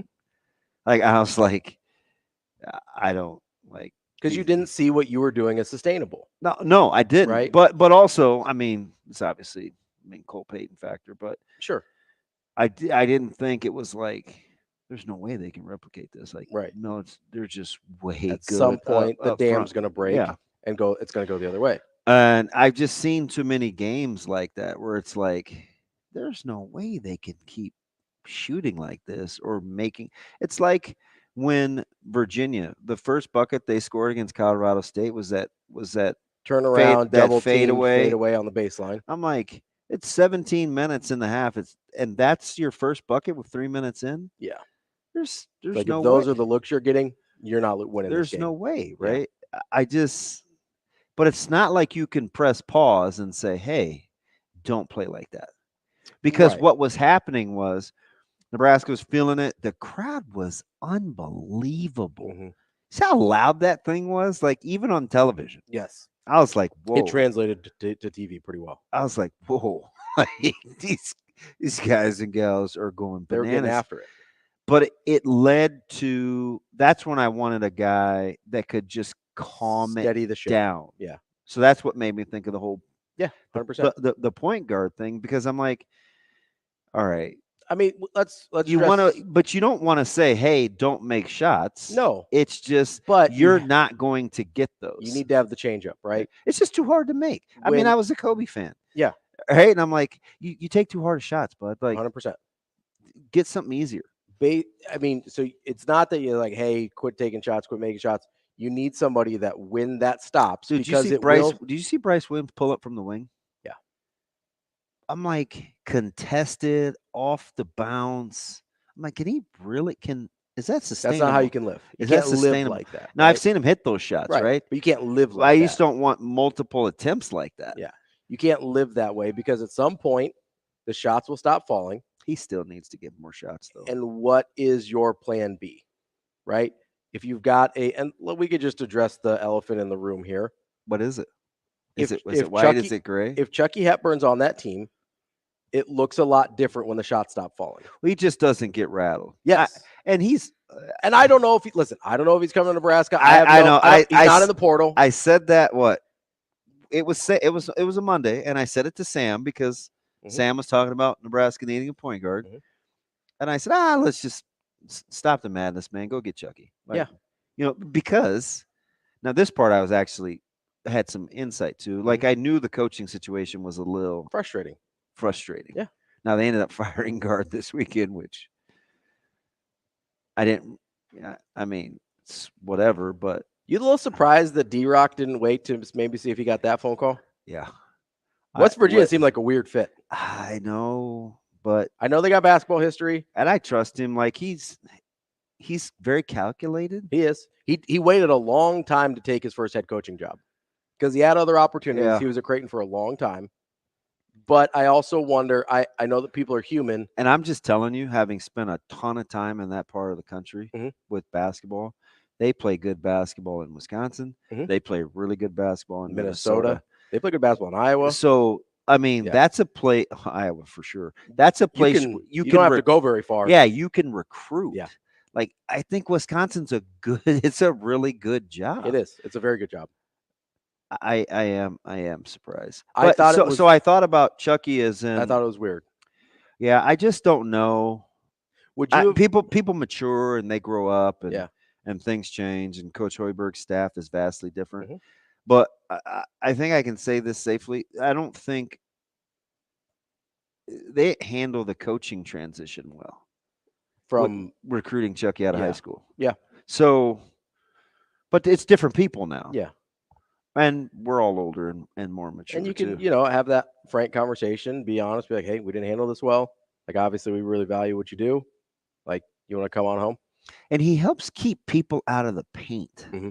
That's the So trade-off. That's the trade-off with the way Nebraska played this year. That's the thing you would have gotten from him that would have helped even more against Texas A&M is that initial on-ball defense. Man. Because I had somebody ask me over the weekend, I think it was TK, who asked me, why do teams shoot the ball so well against Nebraska? Why does it seem like they always have their best night against Nebraska?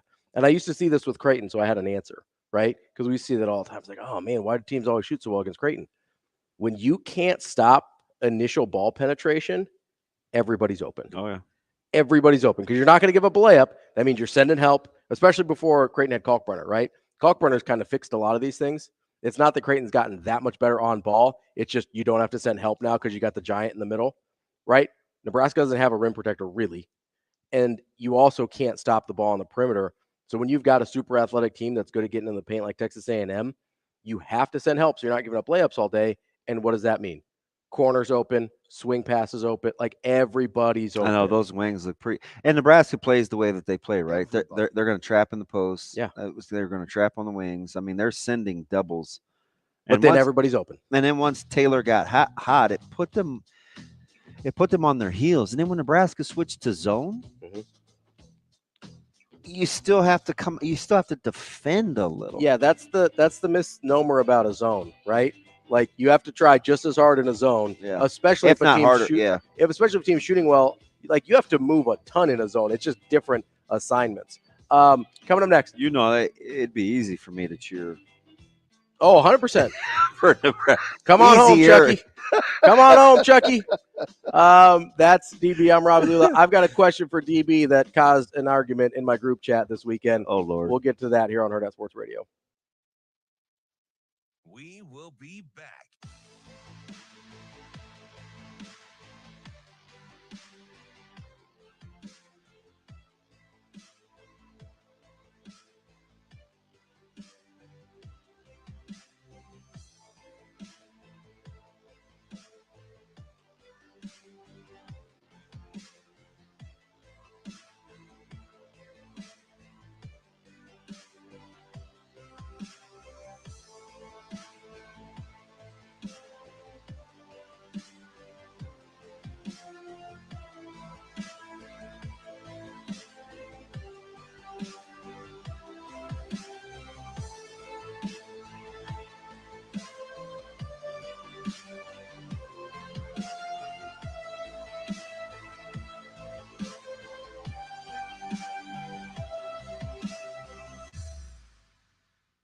We will be back.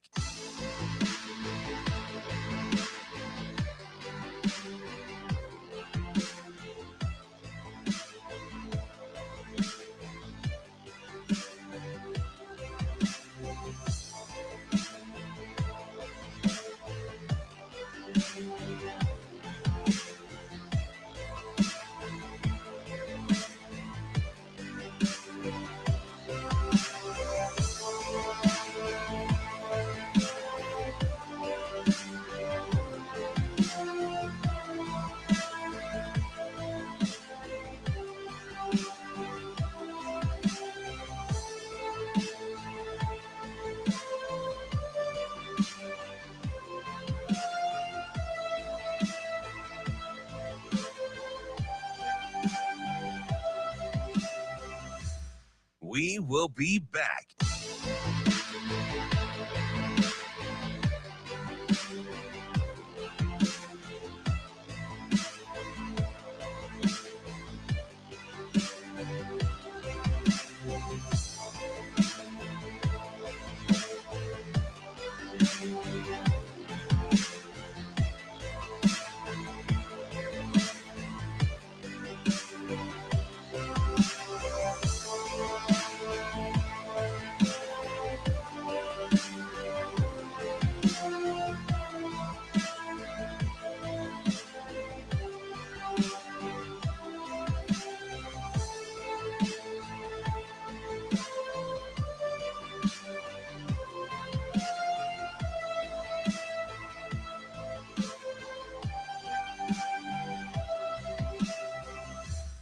We will be back.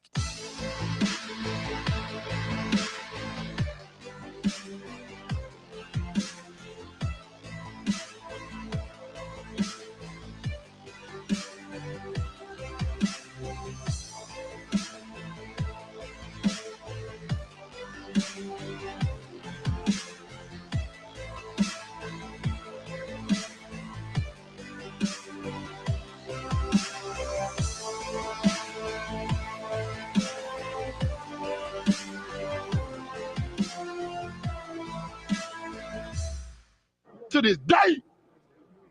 To this day.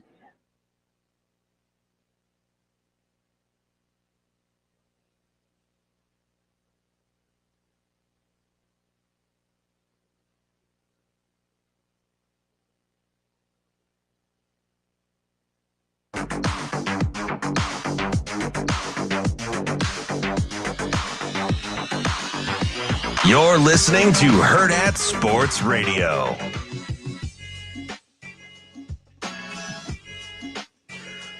Wrapping up hour number 2 here on Hurrdat Sports Radio, AM 590, ESPN Omaha, ESPN Tri-Cities. That's DBM Ravi Lulla. We're live on Twitter, Facebook, and YouTube, as well as live from the Pillar Exterior stage, where we are brought to you by the Team Jack Foundation. TeamJackFoundation.org is where you can go to get involved. You can donate directly or find events that they're hosting or other ways to get involved. They've raised over $12 million and counting to find better treatments for kids fighting brain cancer and one day a cure. They've partnered with the top national institutions such as Dana-Farber Cancer Institute, Memorial Sloan Kettering, Columbia University, and of course our very own University of Nebraska Medical Center. Get involved at teamjackfoundation.org. I may have said that wrong. I may have fired Greg Gard. Yeah, I did. Like it already happened. Yes. I meant there are some rumors that he's on his way going out. to happen. Yeah. I mean, you've got BadgerWire.com saying 15 head coaches candidates to replace Greg Gard. So we're not the only one making assumptions here. Yeah. Listen, I don't know anything. I was just speculating. Yep, when you only have it's been 7 years since they've been to the Sweet 16 and they only have 2 wins. Yeah, it's not good. Tournament since not good. Then. I thought it was bad to make him the successor in the first place, but here we are. It's always complicated. It is complicated. You know, it's Shane, why do you have to go and make things so complicated? You Avril Lavigne over there? Pardon? Avril Lavigne? I don't know what you're talking about. Why have to go and make things so complicated? No? All right. Shane, were you an Avril fan? Not so much. You know, there's a kind of a cool name. There's a conspiracy theory that she died and got replaced, like the Paul McCartney theory, but modern. What? Never heard of that. We'll get into it another day. We got stuff to talk about. And I'm a conspiracy guy. I can't believe, but I'm not a big pop culture music guy, though. That's okay. We'll figure it out. At least not in that. Not modern. And not modern times. Not in that genre. Yeah, you got to go back to like 90s R&B. That's your wheelhouse. Right. I'm having this conversation in my group chat with JP, Maddie DeMarinis, and Alex Idlar. And Jacob just comes off the top rope with apparently him and Matt were having this conversation on their own, private, aside from the Maddie group D, chat, which I don't appreciate. Yeah. So he just goes off the top rope here. He goes, guys, help me talk Matt off of this hill of Kalkbrenner being the best Creighton player ever. I can't get through to him. So Matt DeMarinis, his argument is that Ryan Kalkbrenner is the best Creighton Blue Jay basketball player ever. He's a very, very good basketball player. No one's denying that, right? So when we're having this conversation, I want to set that context. Everybody that we're going to talk about here as candidates for this are very good. He is not Doug McDermott. Yeah, I mean, I don't even know what the argument is. I don't either. I get like the postseason success, maybe. Even if you want to talk impact. Yeah, Doug McDermott is the reason they're in the Big East. Like, because I could get, so knowing the way Maddie thinks, I think he's talking about when he's not on the floor, his ability to affect both ends, the high volume of productivity, for minutes played, he's extremely efficient. Yep. Like I would be willing to entertain all of that. And I would entertain it for everybody that's ever played for Creighton. But if he said impactful, no one's been more impactful than Doug. But it's a better discussion than best. Yes, true. Impactful is a better discussion than best player. But if you're going to go impactful, you have to acknowledge the fact that then there's all the other things that Doug did. Like he basically ushered in a new era, and his accolades individually are almost unheard of. They're unmatched. He's unanimous player of the year. I mean, you're talking like you're in like Christian Laettner territory. You're talking a 3-time consensus All-American. Yeah. You're talking a 4-time player. That's guys like Lou Alcindor, Bill Walton. I don't even think I'm pulling. The last one was Wayman Tisdale from Oklahoma. He's unbelievable, by the way. I think that's the last one, and that was in the 80s. 3-time consensus All-American. Yeah. Before that, you have to go to the time where like only 2 people played college basketball, where it was like UCLA and then maybe somebody else, right? San Francisco or somebody. Well, that was like the 50s. Those are my Bill Russell days. California. So even a little bit further, but you had like one of the Carolina teams would decide to play, and then UCLA, and that was it. That was the whole country, right? You had teams like Texas Western winning national titles. It's a great movie, by the way. Glory Road. Yeah, very solid. Shout out Don Haskins. I went down a rabbit hole on him the other day for some reason. But you have to acknowledge the fact that Creighton is not in the Big East without Doug McDermott. I don't think that's an overstatement. No, I really don't. I'm 100% with you. Like the timing of when that happened was so fortuitous for Creighton because they very easily could have been Wichita State instead of where they were, right? Without Doug McDermott, Creighton may be in Wichita State's shoes instead of Creighton's shoes. That sounds a little reachy, but I can't really debate it. Like they might end up in like an AAC, right? Like I don't know. They're not getting an invite anywhere else. Yeah, but here's the thing, though. So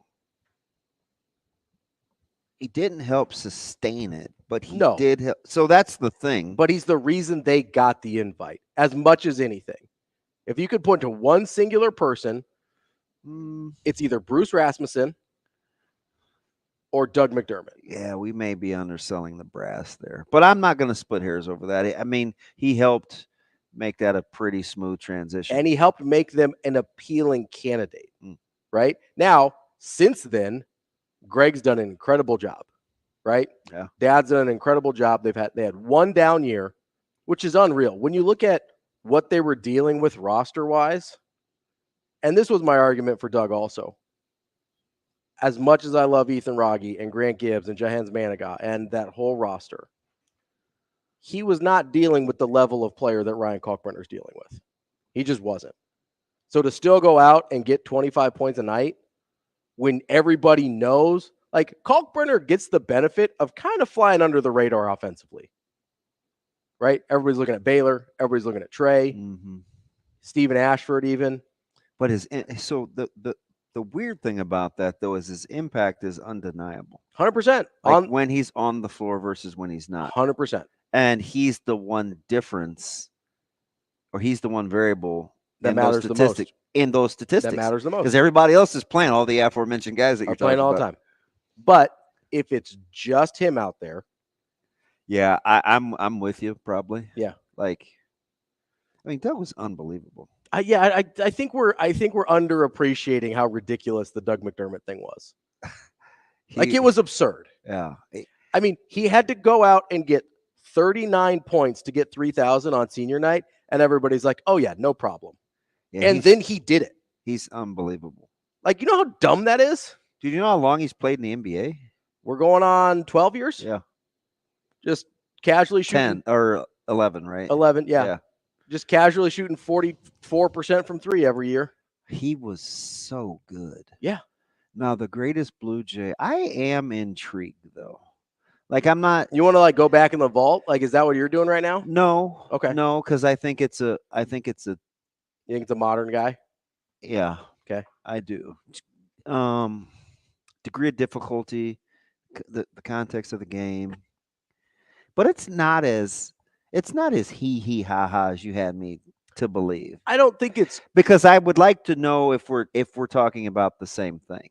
My argument, I think, like if we're gonna have this debate, I want to know. You're talking about impact versus best. Yeah, I think Matt was including everything. I think he was doing all encompassing, I think if Doug McDermott doesn't exist, you can certainly make that argument. But I think we are underselling what Doug McDermott was. Yeah, at Creighton. How did that come up? I don't know. That we argue about dumb stuff. Well, if I'm just gonna say though, you have to be careful with Matty D, because if he gets into analytics, he'll make his case. Oh, he'll make his case, and I'll just stand here. Because I'm just saying, like, I could totally see what he's thinking. Oh, analytics, he'll make a case, and his impact on the game, on the actual outcome of a particular game. Sure. And if it weren't for Doug McDermott, we're not even able to have any of these conversations. So I think that matters too. Yeah. But it's easy. I mean, it's easy on the surface where you go, hey, this dude has made 3 Sweet 16s and including an Elite 8. He's only the second player ever to play in 4 straight NCAA tournaments. And theoretically, he could come back. Yeah. So, but the thing about it is I have something in the vault that I use as a comp that's an automatic disqualifier for me. Mm-hmm. People talk about Tyler Hansbrough in the same way. Yeah. Record against Duke, Players of the Year, the title runs. Now he's got a little bit more competition at North Carolina for best Carolina ever. Yeah, but you don't even put him in that conversation. No. Because you've got obviously Jordan, you've got I would take Ford. I would take Jordan, I would take Perkins, I would take Worthy, I would take Brad Doherty. Was it Phil Ford? I would take Antoine Jameson as a college player. You taking BC? Oh yeah. I'll take it. Although BC Vince Carter's college career is just good. It's not great. Yeah. And I like Hansbrough. Sure. He's speaking, you know how we always talk about your boy Triple B Josh? Mm-hmm. He's got a t-shirt. Psycho T. Tyler Hansbrough's my homeboy. It's so old. You're going to get Armando Baycott's my homeboy? Dude, how old is that guy? Like 27. Who sent me that? Somebody sent me a deal where Carolina's average age is 22.6. Yeah. And OKC like is 22.8. Yeah. Yeah. No, they're old. And I was like, that's because Baycott's played for 17 years. Baycott is 24. So that's something. Do you realize how chalky we're on the verge of being if North Carolina State and Clemson get bounced? Yeah, we are on the verge of being incredibly chalky, and we can talk about that next with Ricky O'Donnell from SB Nation. See if the tournament's gone the way he's thought it would based on how crazy of a regular season we had. That's coming up next on Hurrdat Sports Radio. We will be back.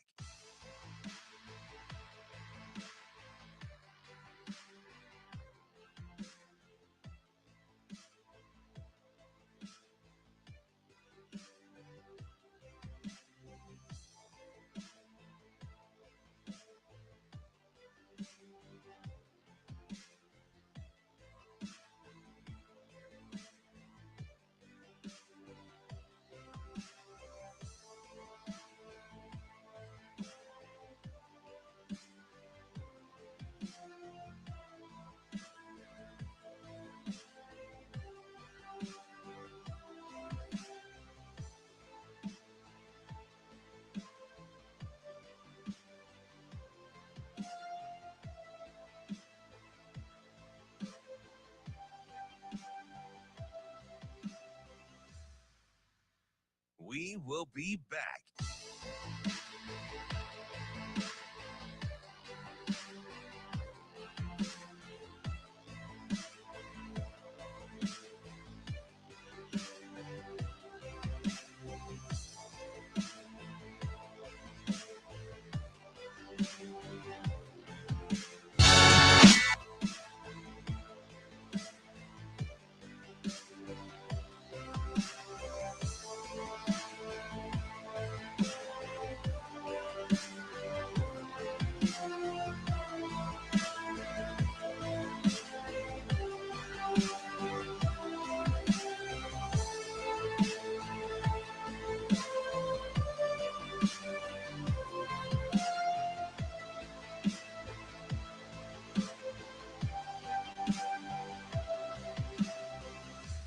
We will be back.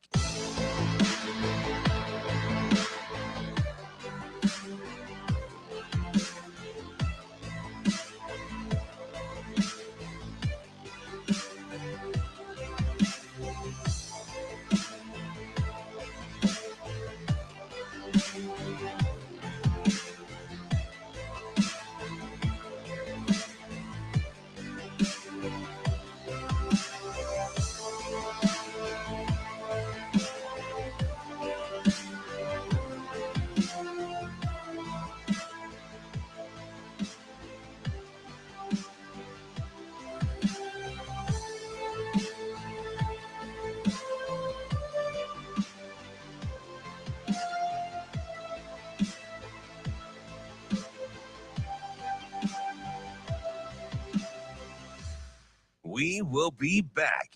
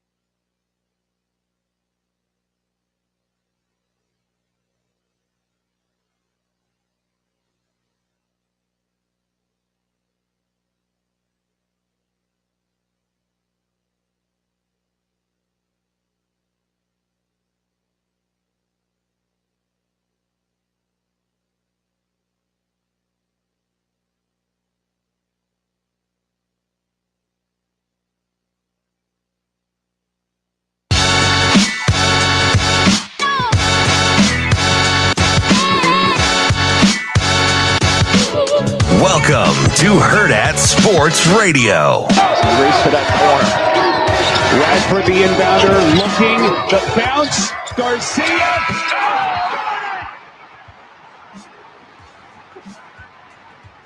We are tied. The celebration is on. Roll Tide rolls on. Bama goes back-to-back in Sweet 16 appearances for the first time in 3 decades. And he had the same spot at Northwestern, but chose Purdue. A long shot, short. That's it. On their feet in full throat, the Boilermakers are going to the Sweet 16. Kicking off hour number 3 here on Hurrdat Sports Radio, AM 590, ESPN Omaha, ESPN Tri-Cities, and KFOR in Lincoln. That's DB. I'm Ravi Lulla. We're live on Twitter, Facebook, and YouTube. And I'm here to remind you that you've got a few more days through March 28th to get qualified, get entries into the $100,000 prop card challenge with our friends at Warhorse Casino. Get a $50 sports book wager or 50 points earned on slots or racing to get entries into the $100,000 prop card challenge. You've got until March 28th to get those entries in, and then you will make those prop picks for the semifinals and finals of the tournament games, hopefully a local team. Creighton Blue Jays might be playing in that. We're crossing our fingers, hoping for the best. But go to warhorsecasino.com if you've got any questions or if you want a full list of details. Warhorse Sportsbook, no bets, no glory. Joining us now is Ricky O'Donnell from SB Nation. Ricky, how are you this morning? I'm good. How you doing? Good, Ricky. How are you, bud? I'm good. Ricky, let's get started here with the NCAA tournament. It's the third time in 30 years that all the ones and all the twos have advanced to the Sweet 16. After how chaotic this season seemed to be, are you at all surprised at a somewhat chalky tournament so far? Yeah, I'm a little surprised, but I'm actually starting to talk myself into it and why it happened. I think, there was this idea that I heard as someone who's, sort of mainly in NBA corners of the internet. There's this idea I heard throughout the season that, there's no star power in men's college basketball. I think, that's true if you compare it to the women's game when you have a once-in-a-lifetime talent like Caitlin Clark, who's the most famous athlete in college sports today. I think it's true if you compare it to, someone like Victor Wembanyama entering the NBA without going through college. But in reality, there is a ton of star power in men's college basketball this year. And I think that is the biggest reason why the first weekend of the tournament ended up being so chalky. You can start with Zach Edey, who's about to be the first back-to-back National Player of the Year since Ralph Sampson more than 40 years ago. This guy's a generational talent in his own right at the college level. And I think he really proved it this weekend by just totally dominating his first two matchups to push Purdue into the Sweet 16. I think you could look at, Connecticut and all the pieces they brought back. No team has won back-to-back national titles in men's college hoops since Billy Donovan's Florida Gators in 2006, 2007. Well, this Connecticut team certainly looks like the best team in the field, I think, up to this point. I thought that coming into the tournament, and I think it's been the case so far. And then I think you could just look at the way the NIL has sort of incentivized guys like maybe Armando Bacot, who's in his fifth year at North Carolina, already led the Tar Heels to the national championship game a couple years back. Players as good as him are not around in college basketball for 5 years historically, but now they are with the COVID year, with the NIL money flowing through the sport.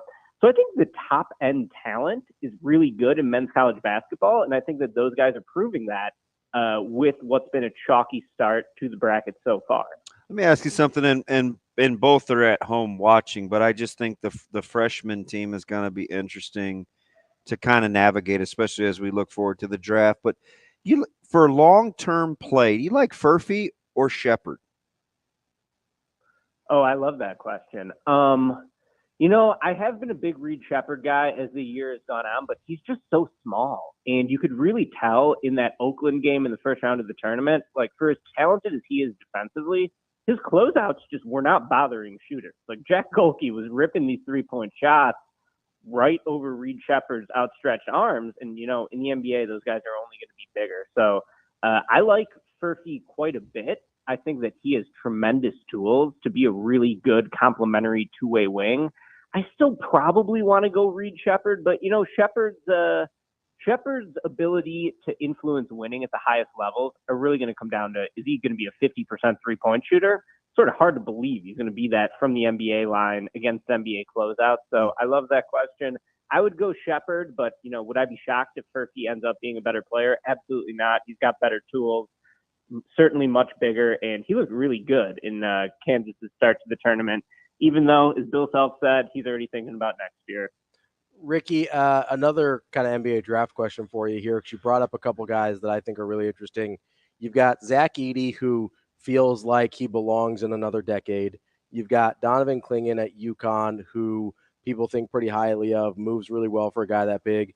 And then you've got Ryan Kalkbrenner here in Omaha at Hunter Creighton. Dickinson, there's some Out of those three, because I think Hunter Dickinson stretches the floor a little bit more, so I kind of put him in a different category. But out of those three, kind of these old school bigs, which one of those guys do you like having a more successful NBA career? Yeah, I think the easiest answer is Clingan, just because he sort of fills the role of the NBA sort of rim protector and rim roller a la, Rudy Gobert would probably be the top player in that archetype. More recent successful examples of that would be Walker Kessler, who was a really good player for Auburn and has been essentially leading the NBA in, blocks per minute with the Utah Jazz. Also, Mark Williams, the former Duke center who was playing alongside Paolo Banchero a few years ago, he's been pretty good for the Charlotte Hornets. So I think you could sort of like plug Klingon into that kind of narrow role. But really, I think all these guys, the question is like, are they going to be able to close games? Are they going to be able to play 30-plus minutes a night? And I kind of don't think so. I can see Edey being pretty effective in a smaller role. I think, Edey's translation to the NBA is going to be one of the biggest questions around the draft. And however he translates to the NBA, whatever you believe there, it shouldn't overshadow the fact that this guy is truly an incredible college basketball player. And I think the whole country is getting to see that now that Purdue finally made it out of the first weekend. So I think that all three of those guys could have a chance to be like pretty good NBA centers, but it's kind of hard for me to think they're going to be, playing 35 minutes a night and that they're going to be in like starting and closing roles in the NBA. That's interesting because I got to take advantage of your draft and college talents here because you said something interesting earlier about plenty of star power. And I look at some of the mocks and out there for drafts, and you may not get a college player until like maybe Castle or from UConn or maybe Cody Williams. When you're looking at the G League saying, okay, we're done, the landscape is kind of changing, and we could get another player of the year that's not a surefire college or pro like we have been getting for players of the year in college. What's the farm system doing? Is it now an overseas thing? Like, what's the fill-in, or what are we missing if you don't want to do the G League thing and our players of the year aren't NBA guys? Like, what's happening there? Sure. Well, it's a couple things. First of all, the G League Ignite got shut down this. So yeah, the that's what I'm saying. Players going to the G League, that's not happening anymore. I think that was an idea that, perhaps maybe pushed some of the NIL stuff to come through earlier than it would have otherwise. I think the G League thing was a good idea, but it didn't pay off. And I think that the NBA is smart to shutter that. So, I also just think talent's cyclical. Like next year, there's a kid out of Maine named Cooper Flagg who's coming in. He could have gone to any school in the country and would have been the first pick in the draft. He's a talent on the level of Anthony Davis, Zion Williamson, Jason Tatum. A lot of these guys we've seen come through the Blue Bloods over the last few years. You could go a year younger than him, and there's AJ Dubbanza and Cameron Boozer, the son of Carlos Boozer, which, holy cow, makes me feel so old. Yeah, I don't love that. Carlos, yeah. But so I kind of think it's just cyclical, and this is a bit of a down year for talent. And then the other thing, as you pointed out, is that basketball is really a global game. And, I was born in 87, so I was a bit too young to watch the Dream Team. But in everything I've read, sort of like the Dream Team's influence is sort of like sparked the explosion of international basketball. And it's part of the reason why basketball is a beautiful game, right? They play it all over the country. Men can play it, women can play it, and it's still the same game, the same basic structure of the game. And it's just a global sport now. So you can see in the NBA, so many of the top level players have now come from, places outside of the United States. Jokic, Giannis, you go down the line, and Wembanyama is going to be the next face of the league most likely. So in a global game, I think you're just pulling from, more areas than just domestically. I still think that college basketball is going to produce a lot of great NBA players, especially now that, the G League Ignite is shut down. And it seems like the NBA does want to work in unison with college basketball to sort of outsource its youth development for like 18 and 19-year-olds entering the NBA. So I kind of think talent's just cyclical. This is just sort of a down year for college basketball in terms of NBA prospects. But also, there's different incentives. Like college basketball coaches aren't trying to develop players for the NBA when they're 27 years old. They're trying to win national championships right now, and they're trying to advance through the NCAA tournament right now. And you do that usually with older players. Older players are only in college because the NBA doesn't want them. So it's a little bit of a different game. But I do not think we've seen the last of high-level NBA players coming through college basketball. In fact, I think the next few years, you are going to see a ton of talent come through college basketball, just like it was a few years ago with Banchero at Duke, Chet Holmgren at Gonzaga, Jabari Smith at Auburn. I think next year, the next 2 years are going to be very similar to that. Maybe we're talking about Keith Van Horn 2.0, and I'm not sure on a comp for Kolek. He's not as shifty as Nash, but I see that a little bit. When you talk about guys we saw yesterday with Filipowski and Kolek, when you look at the evolution of the college game, is it a natural NBA fit for those two guys? For Kolek and Filipowski. So I think that Filipowski is a pretty interesting translation because you see more and more offenses run through the big man now, which you didn't really see more than 10 years ago, I feel like, but now it's everywhere. So many offenses run dribble handoffs, which require the big man sort of setting the screen and handing the ball off to the guard.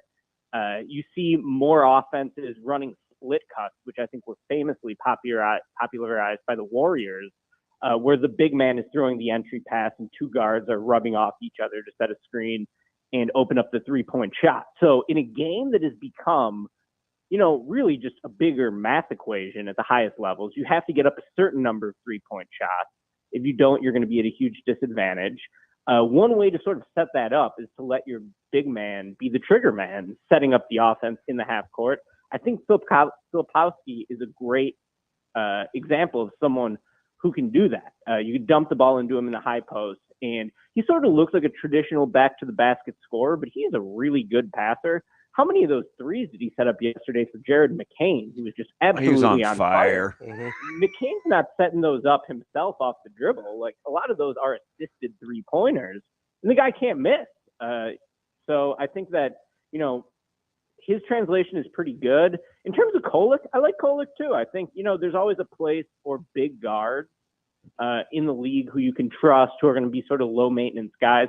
If you want a comparison, it might not be the most exciting comparison, but how about Peyton Pritchard, who was a really good point guard for Oregon a few years ago? He signed another deal with the Boston Celtics to be their backup point guard. He's essentially the seventh man on the team that's favored to win the championship this year. It's kind of a similar skill set, 6'3" scoring guard who can facilitate a bit too, who can get downhill, who can shoot a bit. Not the most electric athlete, but someone who you trust to take care of the ball and who can play on or off the ball. I see that a bit with Kolek too.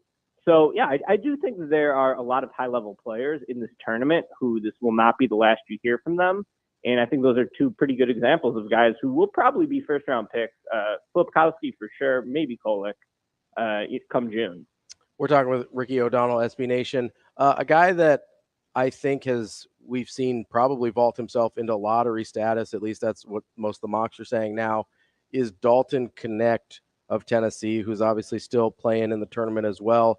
What have you made of his meteoric rise from JUCO to backwater Division I to national stage and potentially a lottery pick? Do you buy his ascension, and what makes him an intriguing NBA prospect?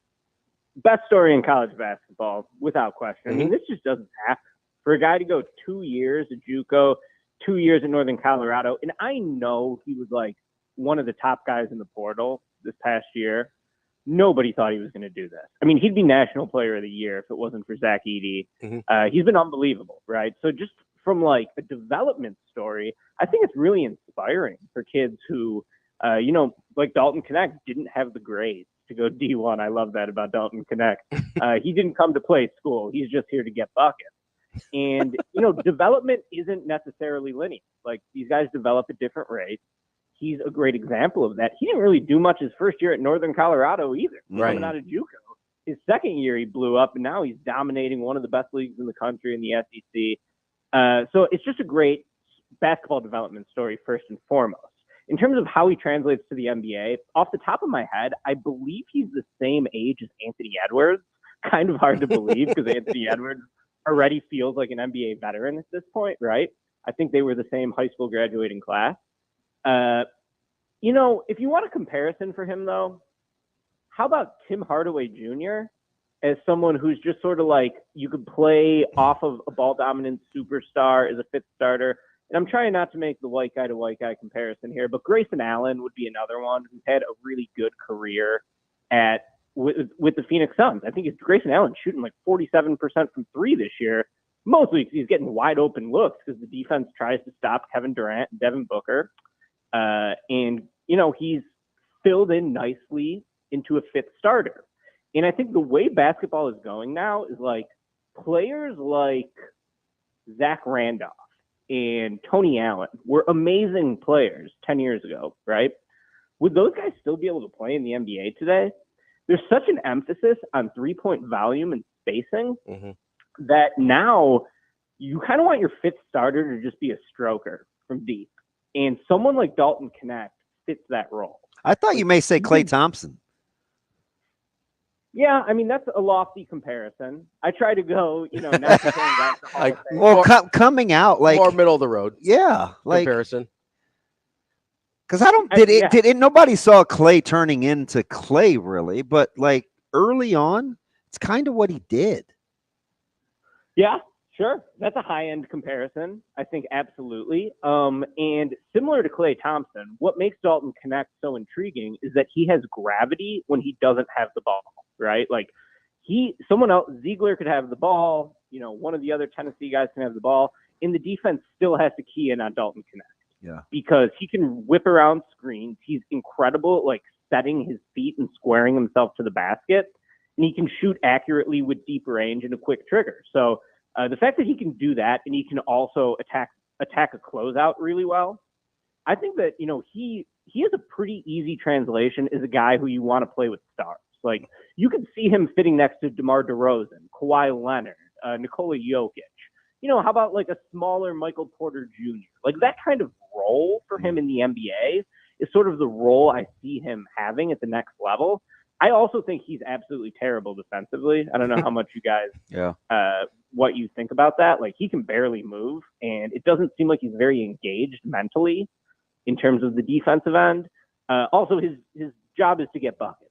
So, the rest of the Tennessee team is handling defense. He scores. His role will change in the NBA. He will have to play more defense. Otherwise, he's going to have a huge target on his chest. And every playoff matchup is going to be, okay, we're going to bring Dalton Knecht's guy up to set the screen. There's going to be a switch, and then we're going to crush him. So I think it's kind of interesting, but I'm fascinated to see how this Tennessee team goes through the Sweet 16. Knecht is the guy they've always been missing. And when you factor in Rick Barnes' spectacular history of failure in March Madness, this seems like the best chance he's ever going to have, right? Like he couldn't do it with Kevin Durant. Maybe he can do it with Dalton Knecht. He's got a great defense and one superstar scorer. So I think that matchup against Creighton is going to be the best matchup of the second weekend. I cannot wait to watch that. And just the drama of the single elimination tournament. It's so good. How can you not love it?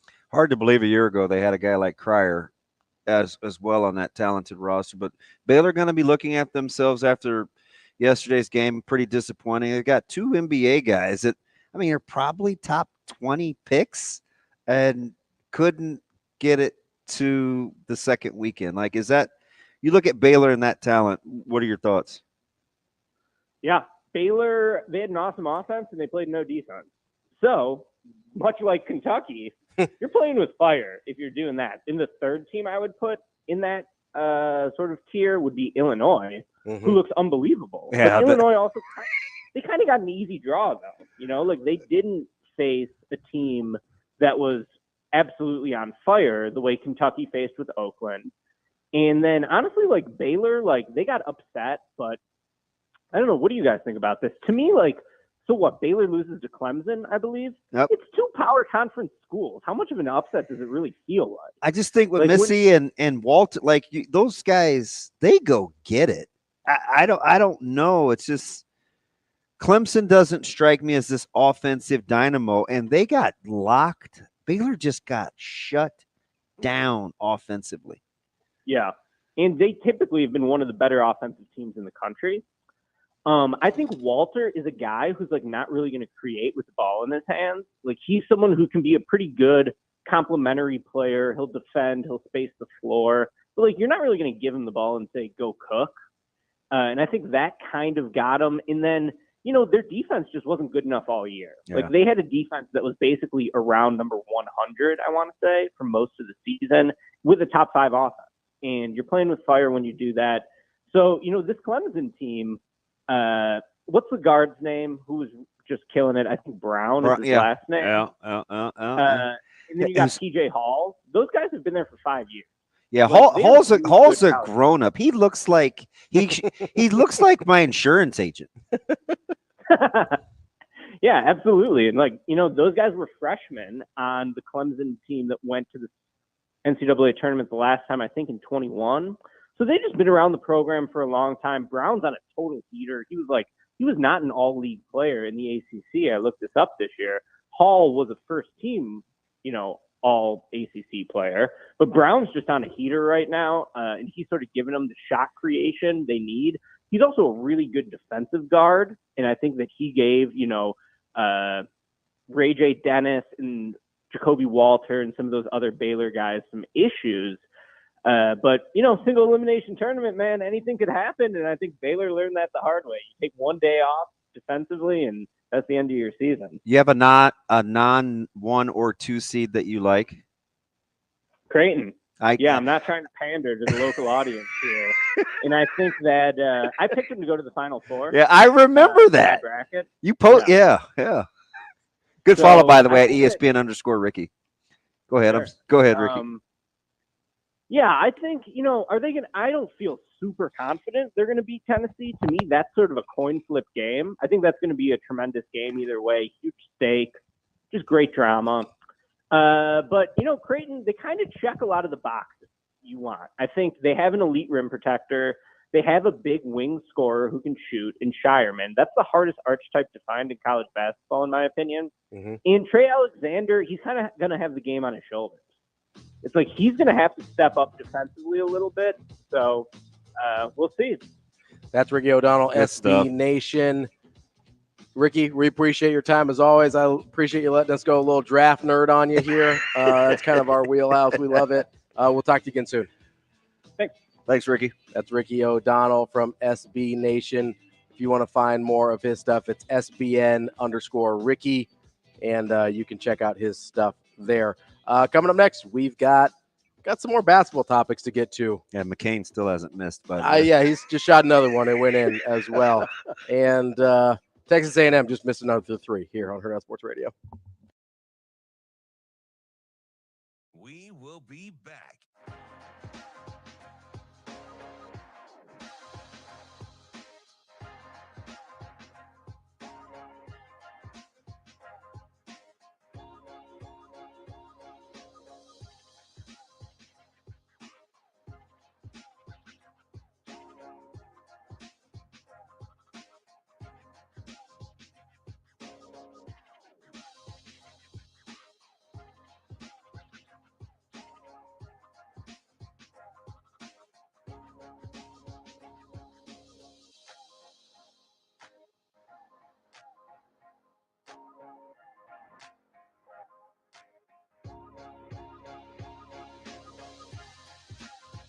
We will be back.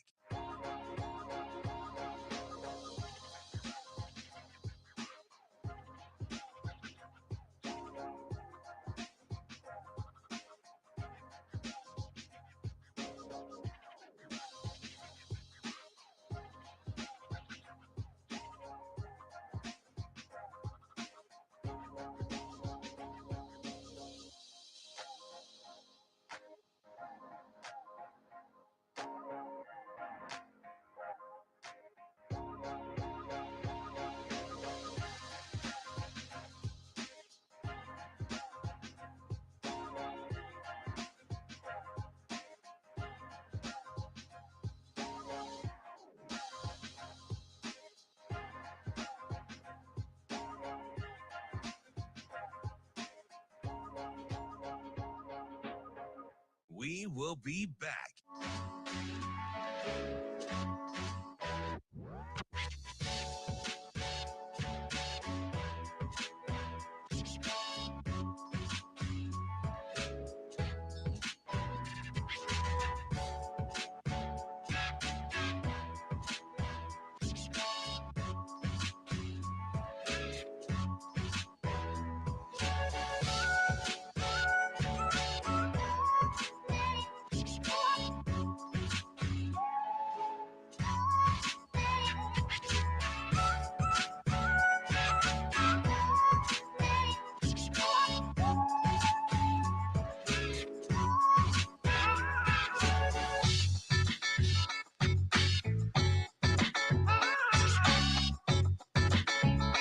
We will be back.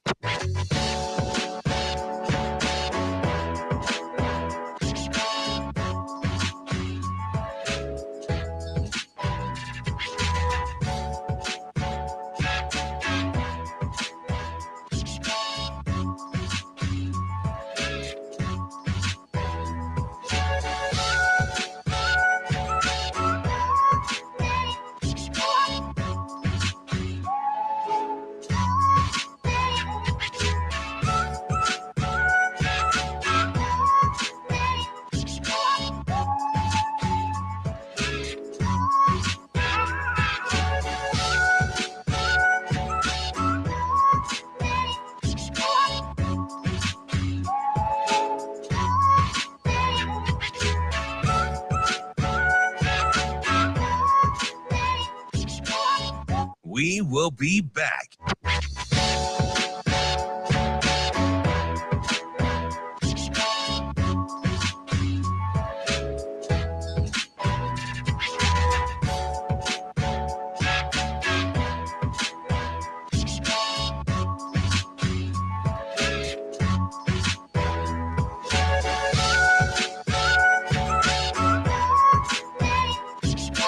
We will be back.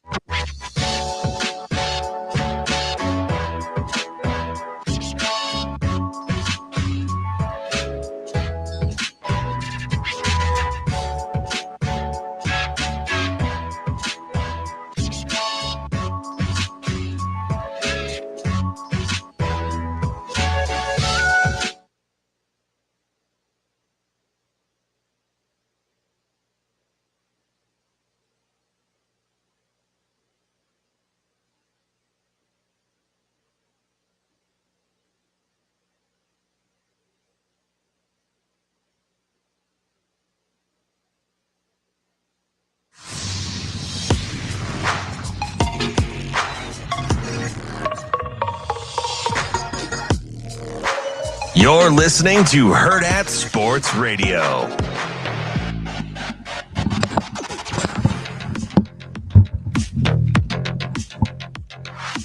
We're back here on Hurrdat Sports Radio, AM 590, ESPN Omaha, ESPN Tri-Cities, KFOR in Lincoln. That's DB. I'm Ravi Lulla. We're here on Twitter, Facebook, YouTube, and we're live on the Pillar Exterior stage at the Hurrdat Sports Bar and Grill. DB. Ravi. What's up? Just trying to make it, man. Just trying to make it. You know, just trying to hold on for one more day? Yeah. Hold on for one more day. Wilson Phillips? Yeah. What's that? Not really a huge fan, but I like that song. I mean, it seems like you're a really big fan. You knew that song right off the top of your head. You're just ready to go. Lot of you're just driving around and whenever that was. That early college, high school? I don't know. Oh, what's Wilson Phillips? When did Wilson Phillips come out, Shano? Well, that would have been late 80s. So like Really? 88, 86. Yeah, I had a lot less control over the radio then. That sounds about right. I was probably the victim of whatever was on in the car. Oh, don't pretend like you didn't like a little hold on for one more day. Yeah, and I think Wilson they had just shut down Papa Gator, the soul regulator. So I don't know what any of that means. I had to go to some different options. February 27th, 1990.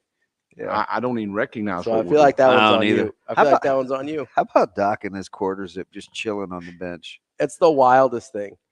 Selfish. It's the wildest thing. Doc and Coach Self just Every time I see him on that bench, I'm just like, I don't even recognize those white quarter zips are pretty sweet. I do like them. I've got a random central one. It's like a white As short in sleeve. Eagles? Yeah. It's a white short sleeve quarter zip. Yeah. And I work out in that thing all the time. I love that thing. Yeah. I'm not a big Central guy, but it looks cool. I like Central. They're fine. I don't have anything against them. My family loves Central. I don't have any real tie-ins there. It's just I have 4 siblings and a dad that all have Central ties. that's a lot. Yeah, it's a lot. It's a family affair. It's the oddball. Like, nah, I'm going to Northwest. Well, they already had one good black baseball player. Who Central did? Mm-hmm. Couldn't have two. Kamar Barti. Was that the? Well, J.J. Archer went there too. He was my age. There was a quota on black baseball players at Central. Is that what you're saying? Just trying to make my own way, right? Oh, okay. Just trying to. I don't know. Quota. Yeah. I don't know. You're just kind of They had a guy. They had a guy? Yep. All right. So we've been trying to get to this topic. I've been trying to get to this topic. Can I see the clock here? No. Turn away from me. I don't even mess with that. No, it's just it like And rotates it's very delicate. It's too. got a mind of its own. Don't worry about this. This is good radio. So of the 16 teams left, I kind of tweaked the question that I had last week, right? Okay. So we were talking about coaches we trust. Okay. Because I first was gonna do number 1 seeds because I was kind of trying to poke at you and Carolina a little bit, see where you were at with our guy Hubert. But of the 16 teams you got left, okay. Obviously, we trust Danny Hurley because he did it last year. They're dominating. I hate him as a human being, sports hate, not real hate. And so, but he's not an outlier. He's a guy you trust. Kelvin Sampson, yes or no? I trust Kelvin. He's always there. How many in a row is this for him? That's a good 5 question. in a row? Sweet 16s? Yeah. I think it's 5 in a row. Kelvin Sampson might be like the least appreciated basketball coach in the country. 100%. And he's a couple phone calls away from still being in Indiana and probably playing for a national title there too. Which is unbelievable because that he told on himself. No, that he got a show cause for that. Yeah. I mean, and it became legal like 4 minutes later. I think that they're aren't they 5 in a row? We're gonna check here. He was okay. So he didn't. He had a nice little run in Oklahoma too. Let's see. Yeah.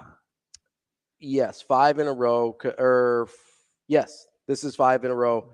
Obviously, COVID's in there, so it's not 5 consecutive seasons. But of the times they have played a tournament, they have made it 5 times in a row. Yeah, he's pretty good, including a Final Four and an Elite Eight. Yeah, pretty good. Not bad. Yeah, not too bad. Take that guy. So we like Kelvin Sampson. Where are you on a Brian Dutcher? Wins a lot. He wins a lot. Man, his win percentage, I think he's top 5, isn't he? It's got to be up there. That dude doesn't lose much. Rob Anderson had an amazing win percentage stat, and I can't remember since when. Mm-hmm. Maybe it was 15 or 16, but he was talking about D2 or Darren DeVries. Mm-hmm. And his win percentage was up there. I think 7 years because that's how long he's been at. Dutcher is right there. So his winning percentage, he's only been at San Diego State since 2017. Where did that's his only head coaching position, which is wild. He didn't get a head coaching job until he was 57, but he has a 750 winning percentage. I got to go back to Rain Man's stat because it was fantastic. Oh, best winning percentage among active Division I coaches, minimum of 5 seasons. Mm-hmm. This is courtesy of Rain Man Rob Anderson. Mark Few at a gaudy 834. That's pretty good. Now, he does play in a low major tournament, so he gets like 20 free wins every year, but that's fine. Oh, my Lord. He does. 762 for your man, Bill Self. That's pretty good also. He doesn't have a bad 757 for Coach Cal. Better than people give him credit for. 755 for one Brian Dutcher. Yeah. I'll take it. And then 732 for Darren DeVries. It's pretty good. It's nice company. But outside of I like Dutcher. Outside of Ladie last year and this year, he'd never been out of the first round. I know. Offensively, it's always a struggle for him. It's like pulling teeth. Which, by the way, could you believe somebody had nerve enough to link Bennett to the Wisconsin job? And I get the ties, but wow, aren't you trying to get out of that? Of not being able to score basketball? Yeah. Maybe. Yeah, plus you'd have to move on from guard first, contrary to what we intimated. Which has not officially happened yet.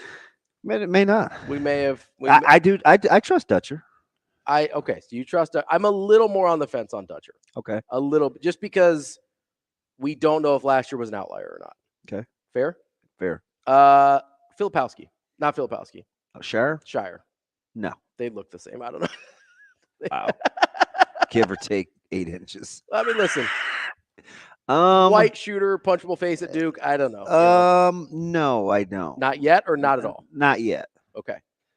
Not yet. But I've been saying this all year. His young guys are starting to really ball. They're starting to get in. Filipowski gets a lot of the headlines, but they got some pups balling. McKewon yesterday. Yeah, they got some pups, and he's a first rounder. Mm-hmm. I mean, ton of talent. The recruiting class. McCain will get drafted before Filipowski. 100%. The recruiting class next year is even better. I mean, the recruiting class next year is stupid. Yeah. I don't trust him yet. Brad Underwood. I don't trust him. I don't trust him either, and I don't think I'm going to.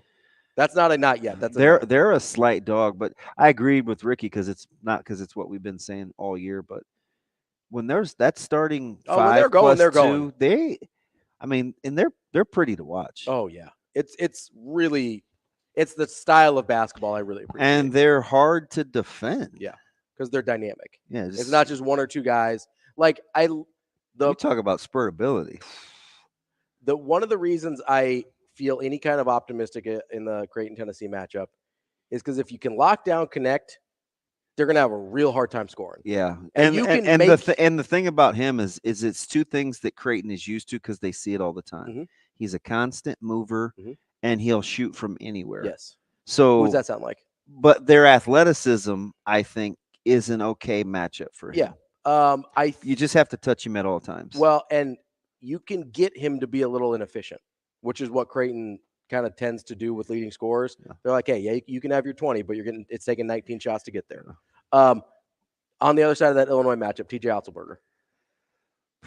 He's a tough one. I got to trust him, don't I? Yeah, I trust him. He's a tough one for me. I trust him more than I don't. And by the way, they're favored. They are what, 2.5, 2? Something like that? 2, I think. Here's my issue with TJ? With Otzelberger. He's got the one Sweet 16 2 years ago. Yeah. Just don't have a ton of track record besides that. At Iowa State, you mean?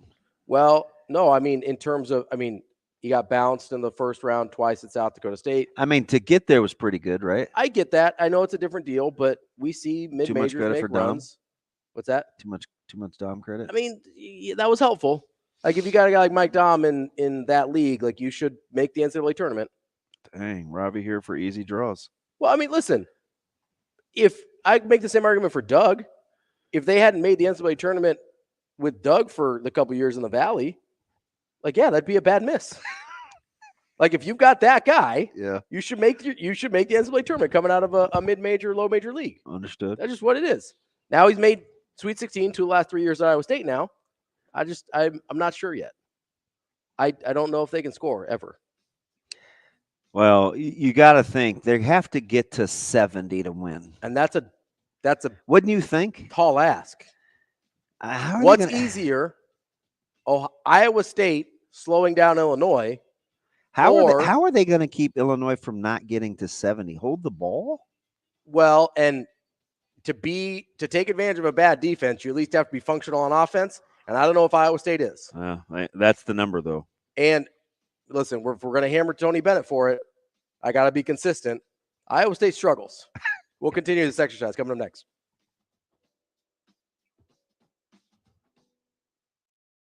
We will be back.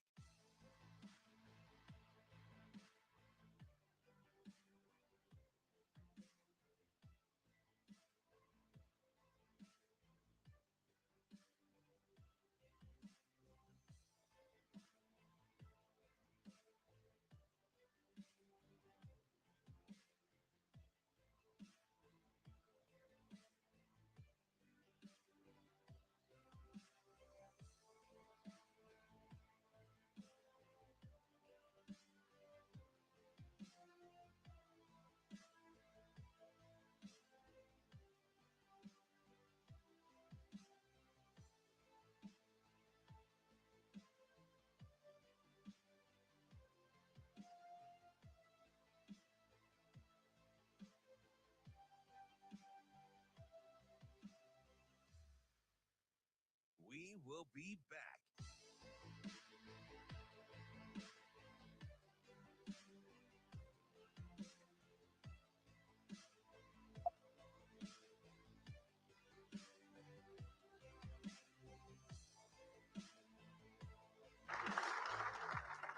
My wife is awesome, and I'm now in trouble. This is a great day for Texas A&M University athletic director.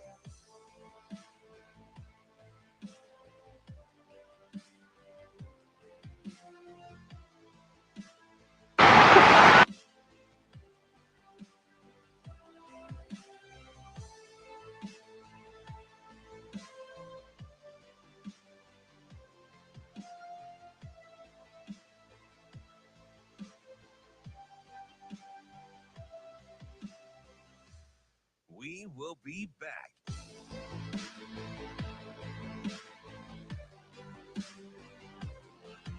Linebacker in the country. Guy was, and not.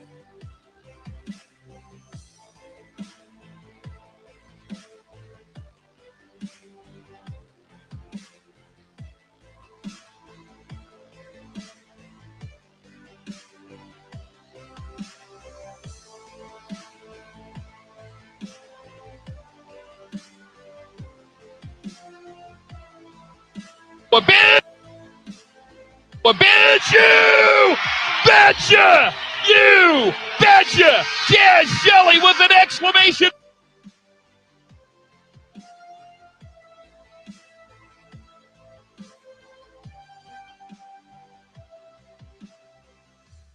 We will be back.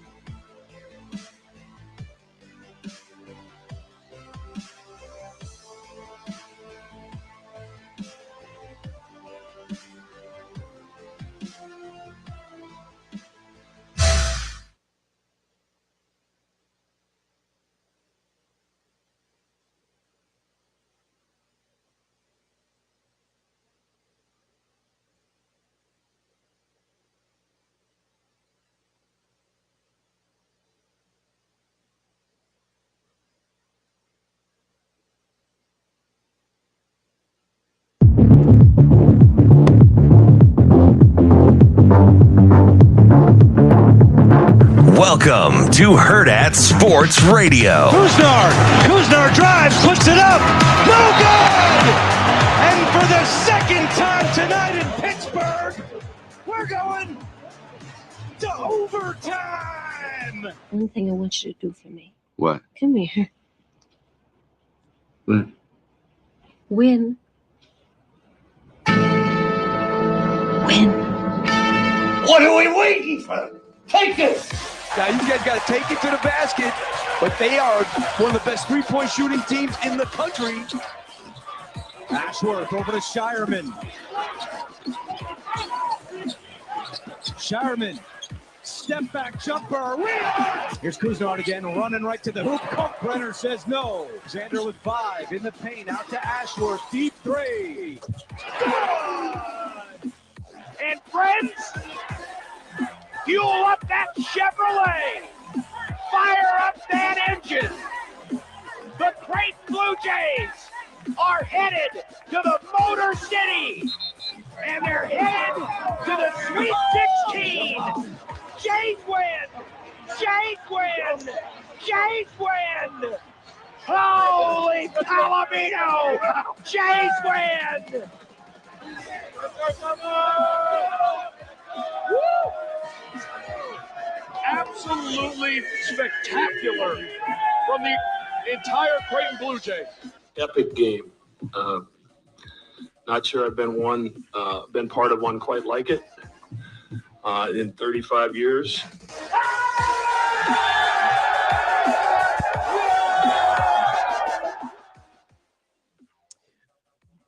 We're wrapping up the show here on AM 590 ESPN Omaha, ESPN Tri-Cities, KFOR in Lincoln. That's DB. I'm Ravi Lulla. We're live on Twitter, Facebook, and YouTube. That was Shane Schillerberg flexing, showing you all his talent. Got a little range here from the Pillar Exterior stage. I love my guy Johnny B. He's nuts. Oh, Bish? Yeah. Oh, yeah. Love him to death. 1,000%. Out of his mind. Yeah. Hearing I also will say I know that Nick Baugh is like this big time professional now and doing national games on TV. My favorite version of Nick Baugh is Homer Radio Nick Baugh. Yeah, that is elite Nick Baugh. That's the easiest thing about doing radio network. Oh yeah, you can lean into it. Yeah, you don't have to try and like play it straight or whatever. Nip. If Greg feels like giving me a high five, I'm high fiving him. What up? But there were a couple of times, especially because I watch so much women's basketball. Mm-hmm. I had to go to, like, I listened to Coat and Jeff Greesh. Yeah. Friday night. Yeah.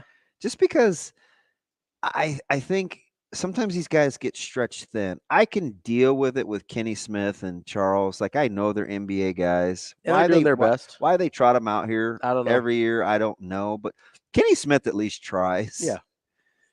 I mean, Charles is going to do Charles things. And he's not going to know the names as well, but he usually is right in what he's talking about. Which is weird because in the NBA, he doesn't do any real breakdowns. No, he doesn't do any analysis. And but in college, he does. He actually does. And he's usually right. Yeah.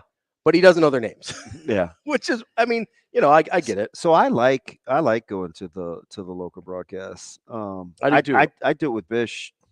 I wouldn't say quite a bit, but quite a bit. I'd say probably 50-50. Yeah. Plus Alexa, like if I'm in the living room, yeah, the Alexa just pops right up. She's close.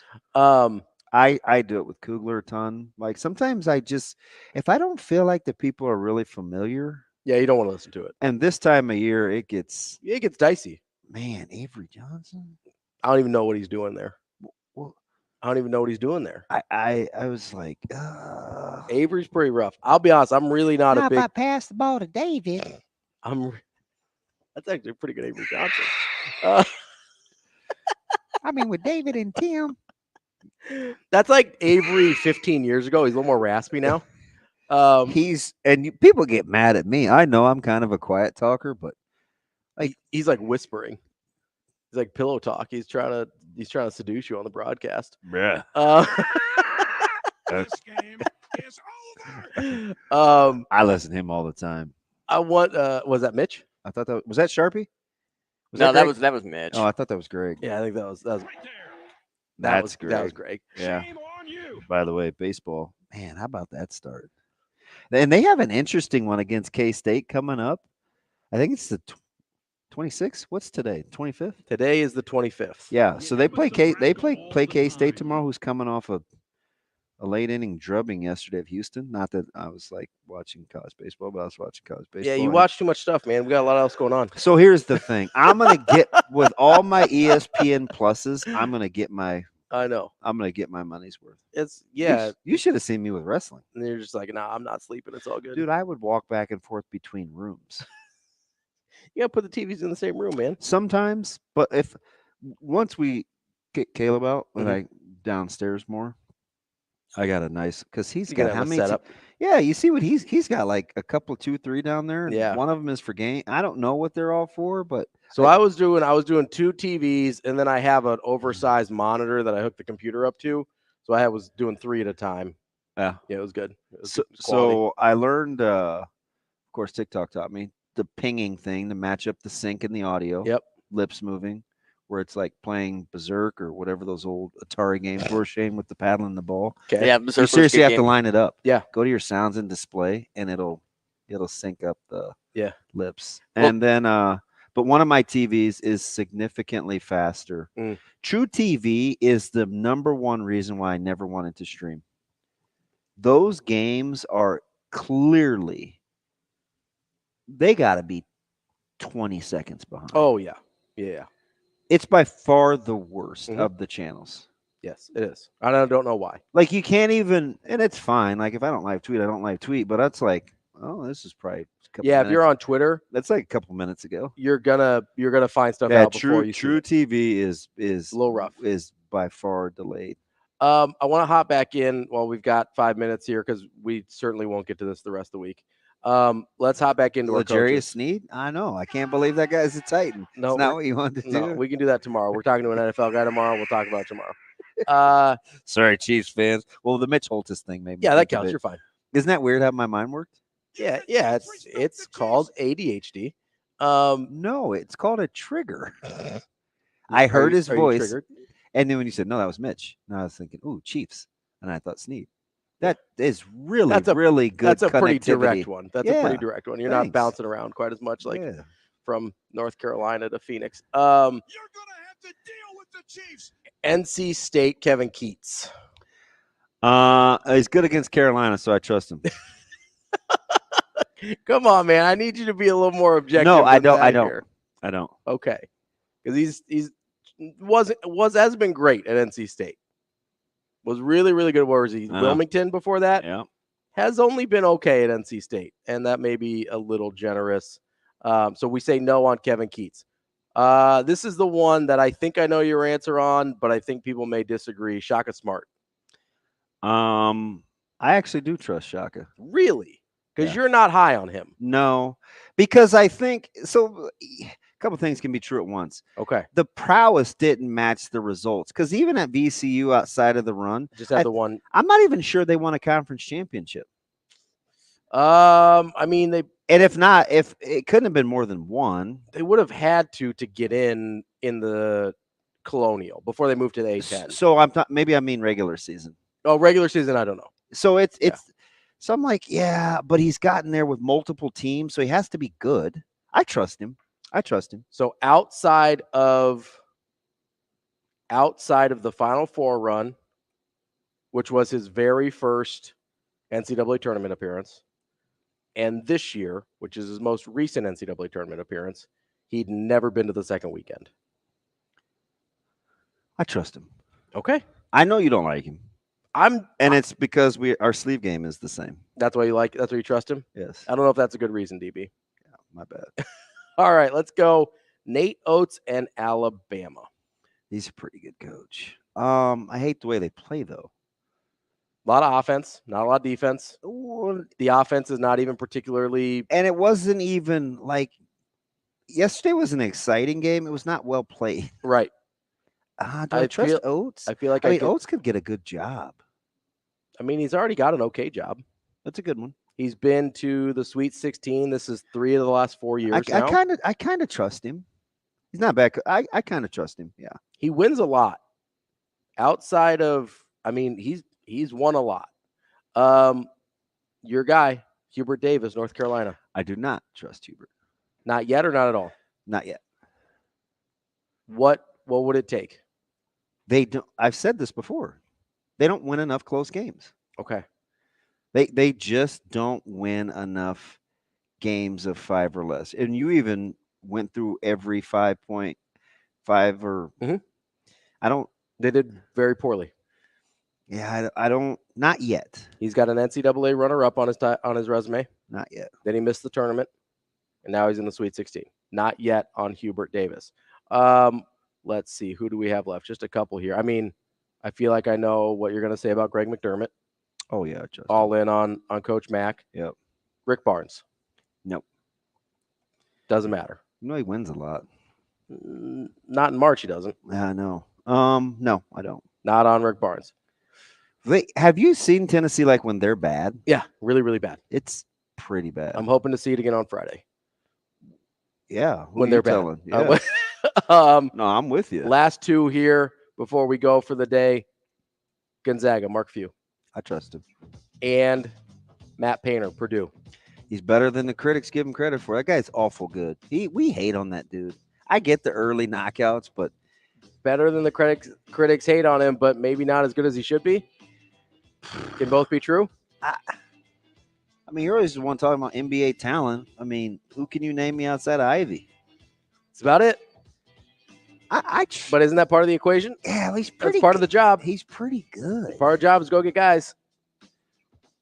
I don't know. I say that, and it wouldn't surprise me if Gonzaga won. I think I picked him to win. That is the show for today. Tomorrow we will have more Hurrdat Sports Radio.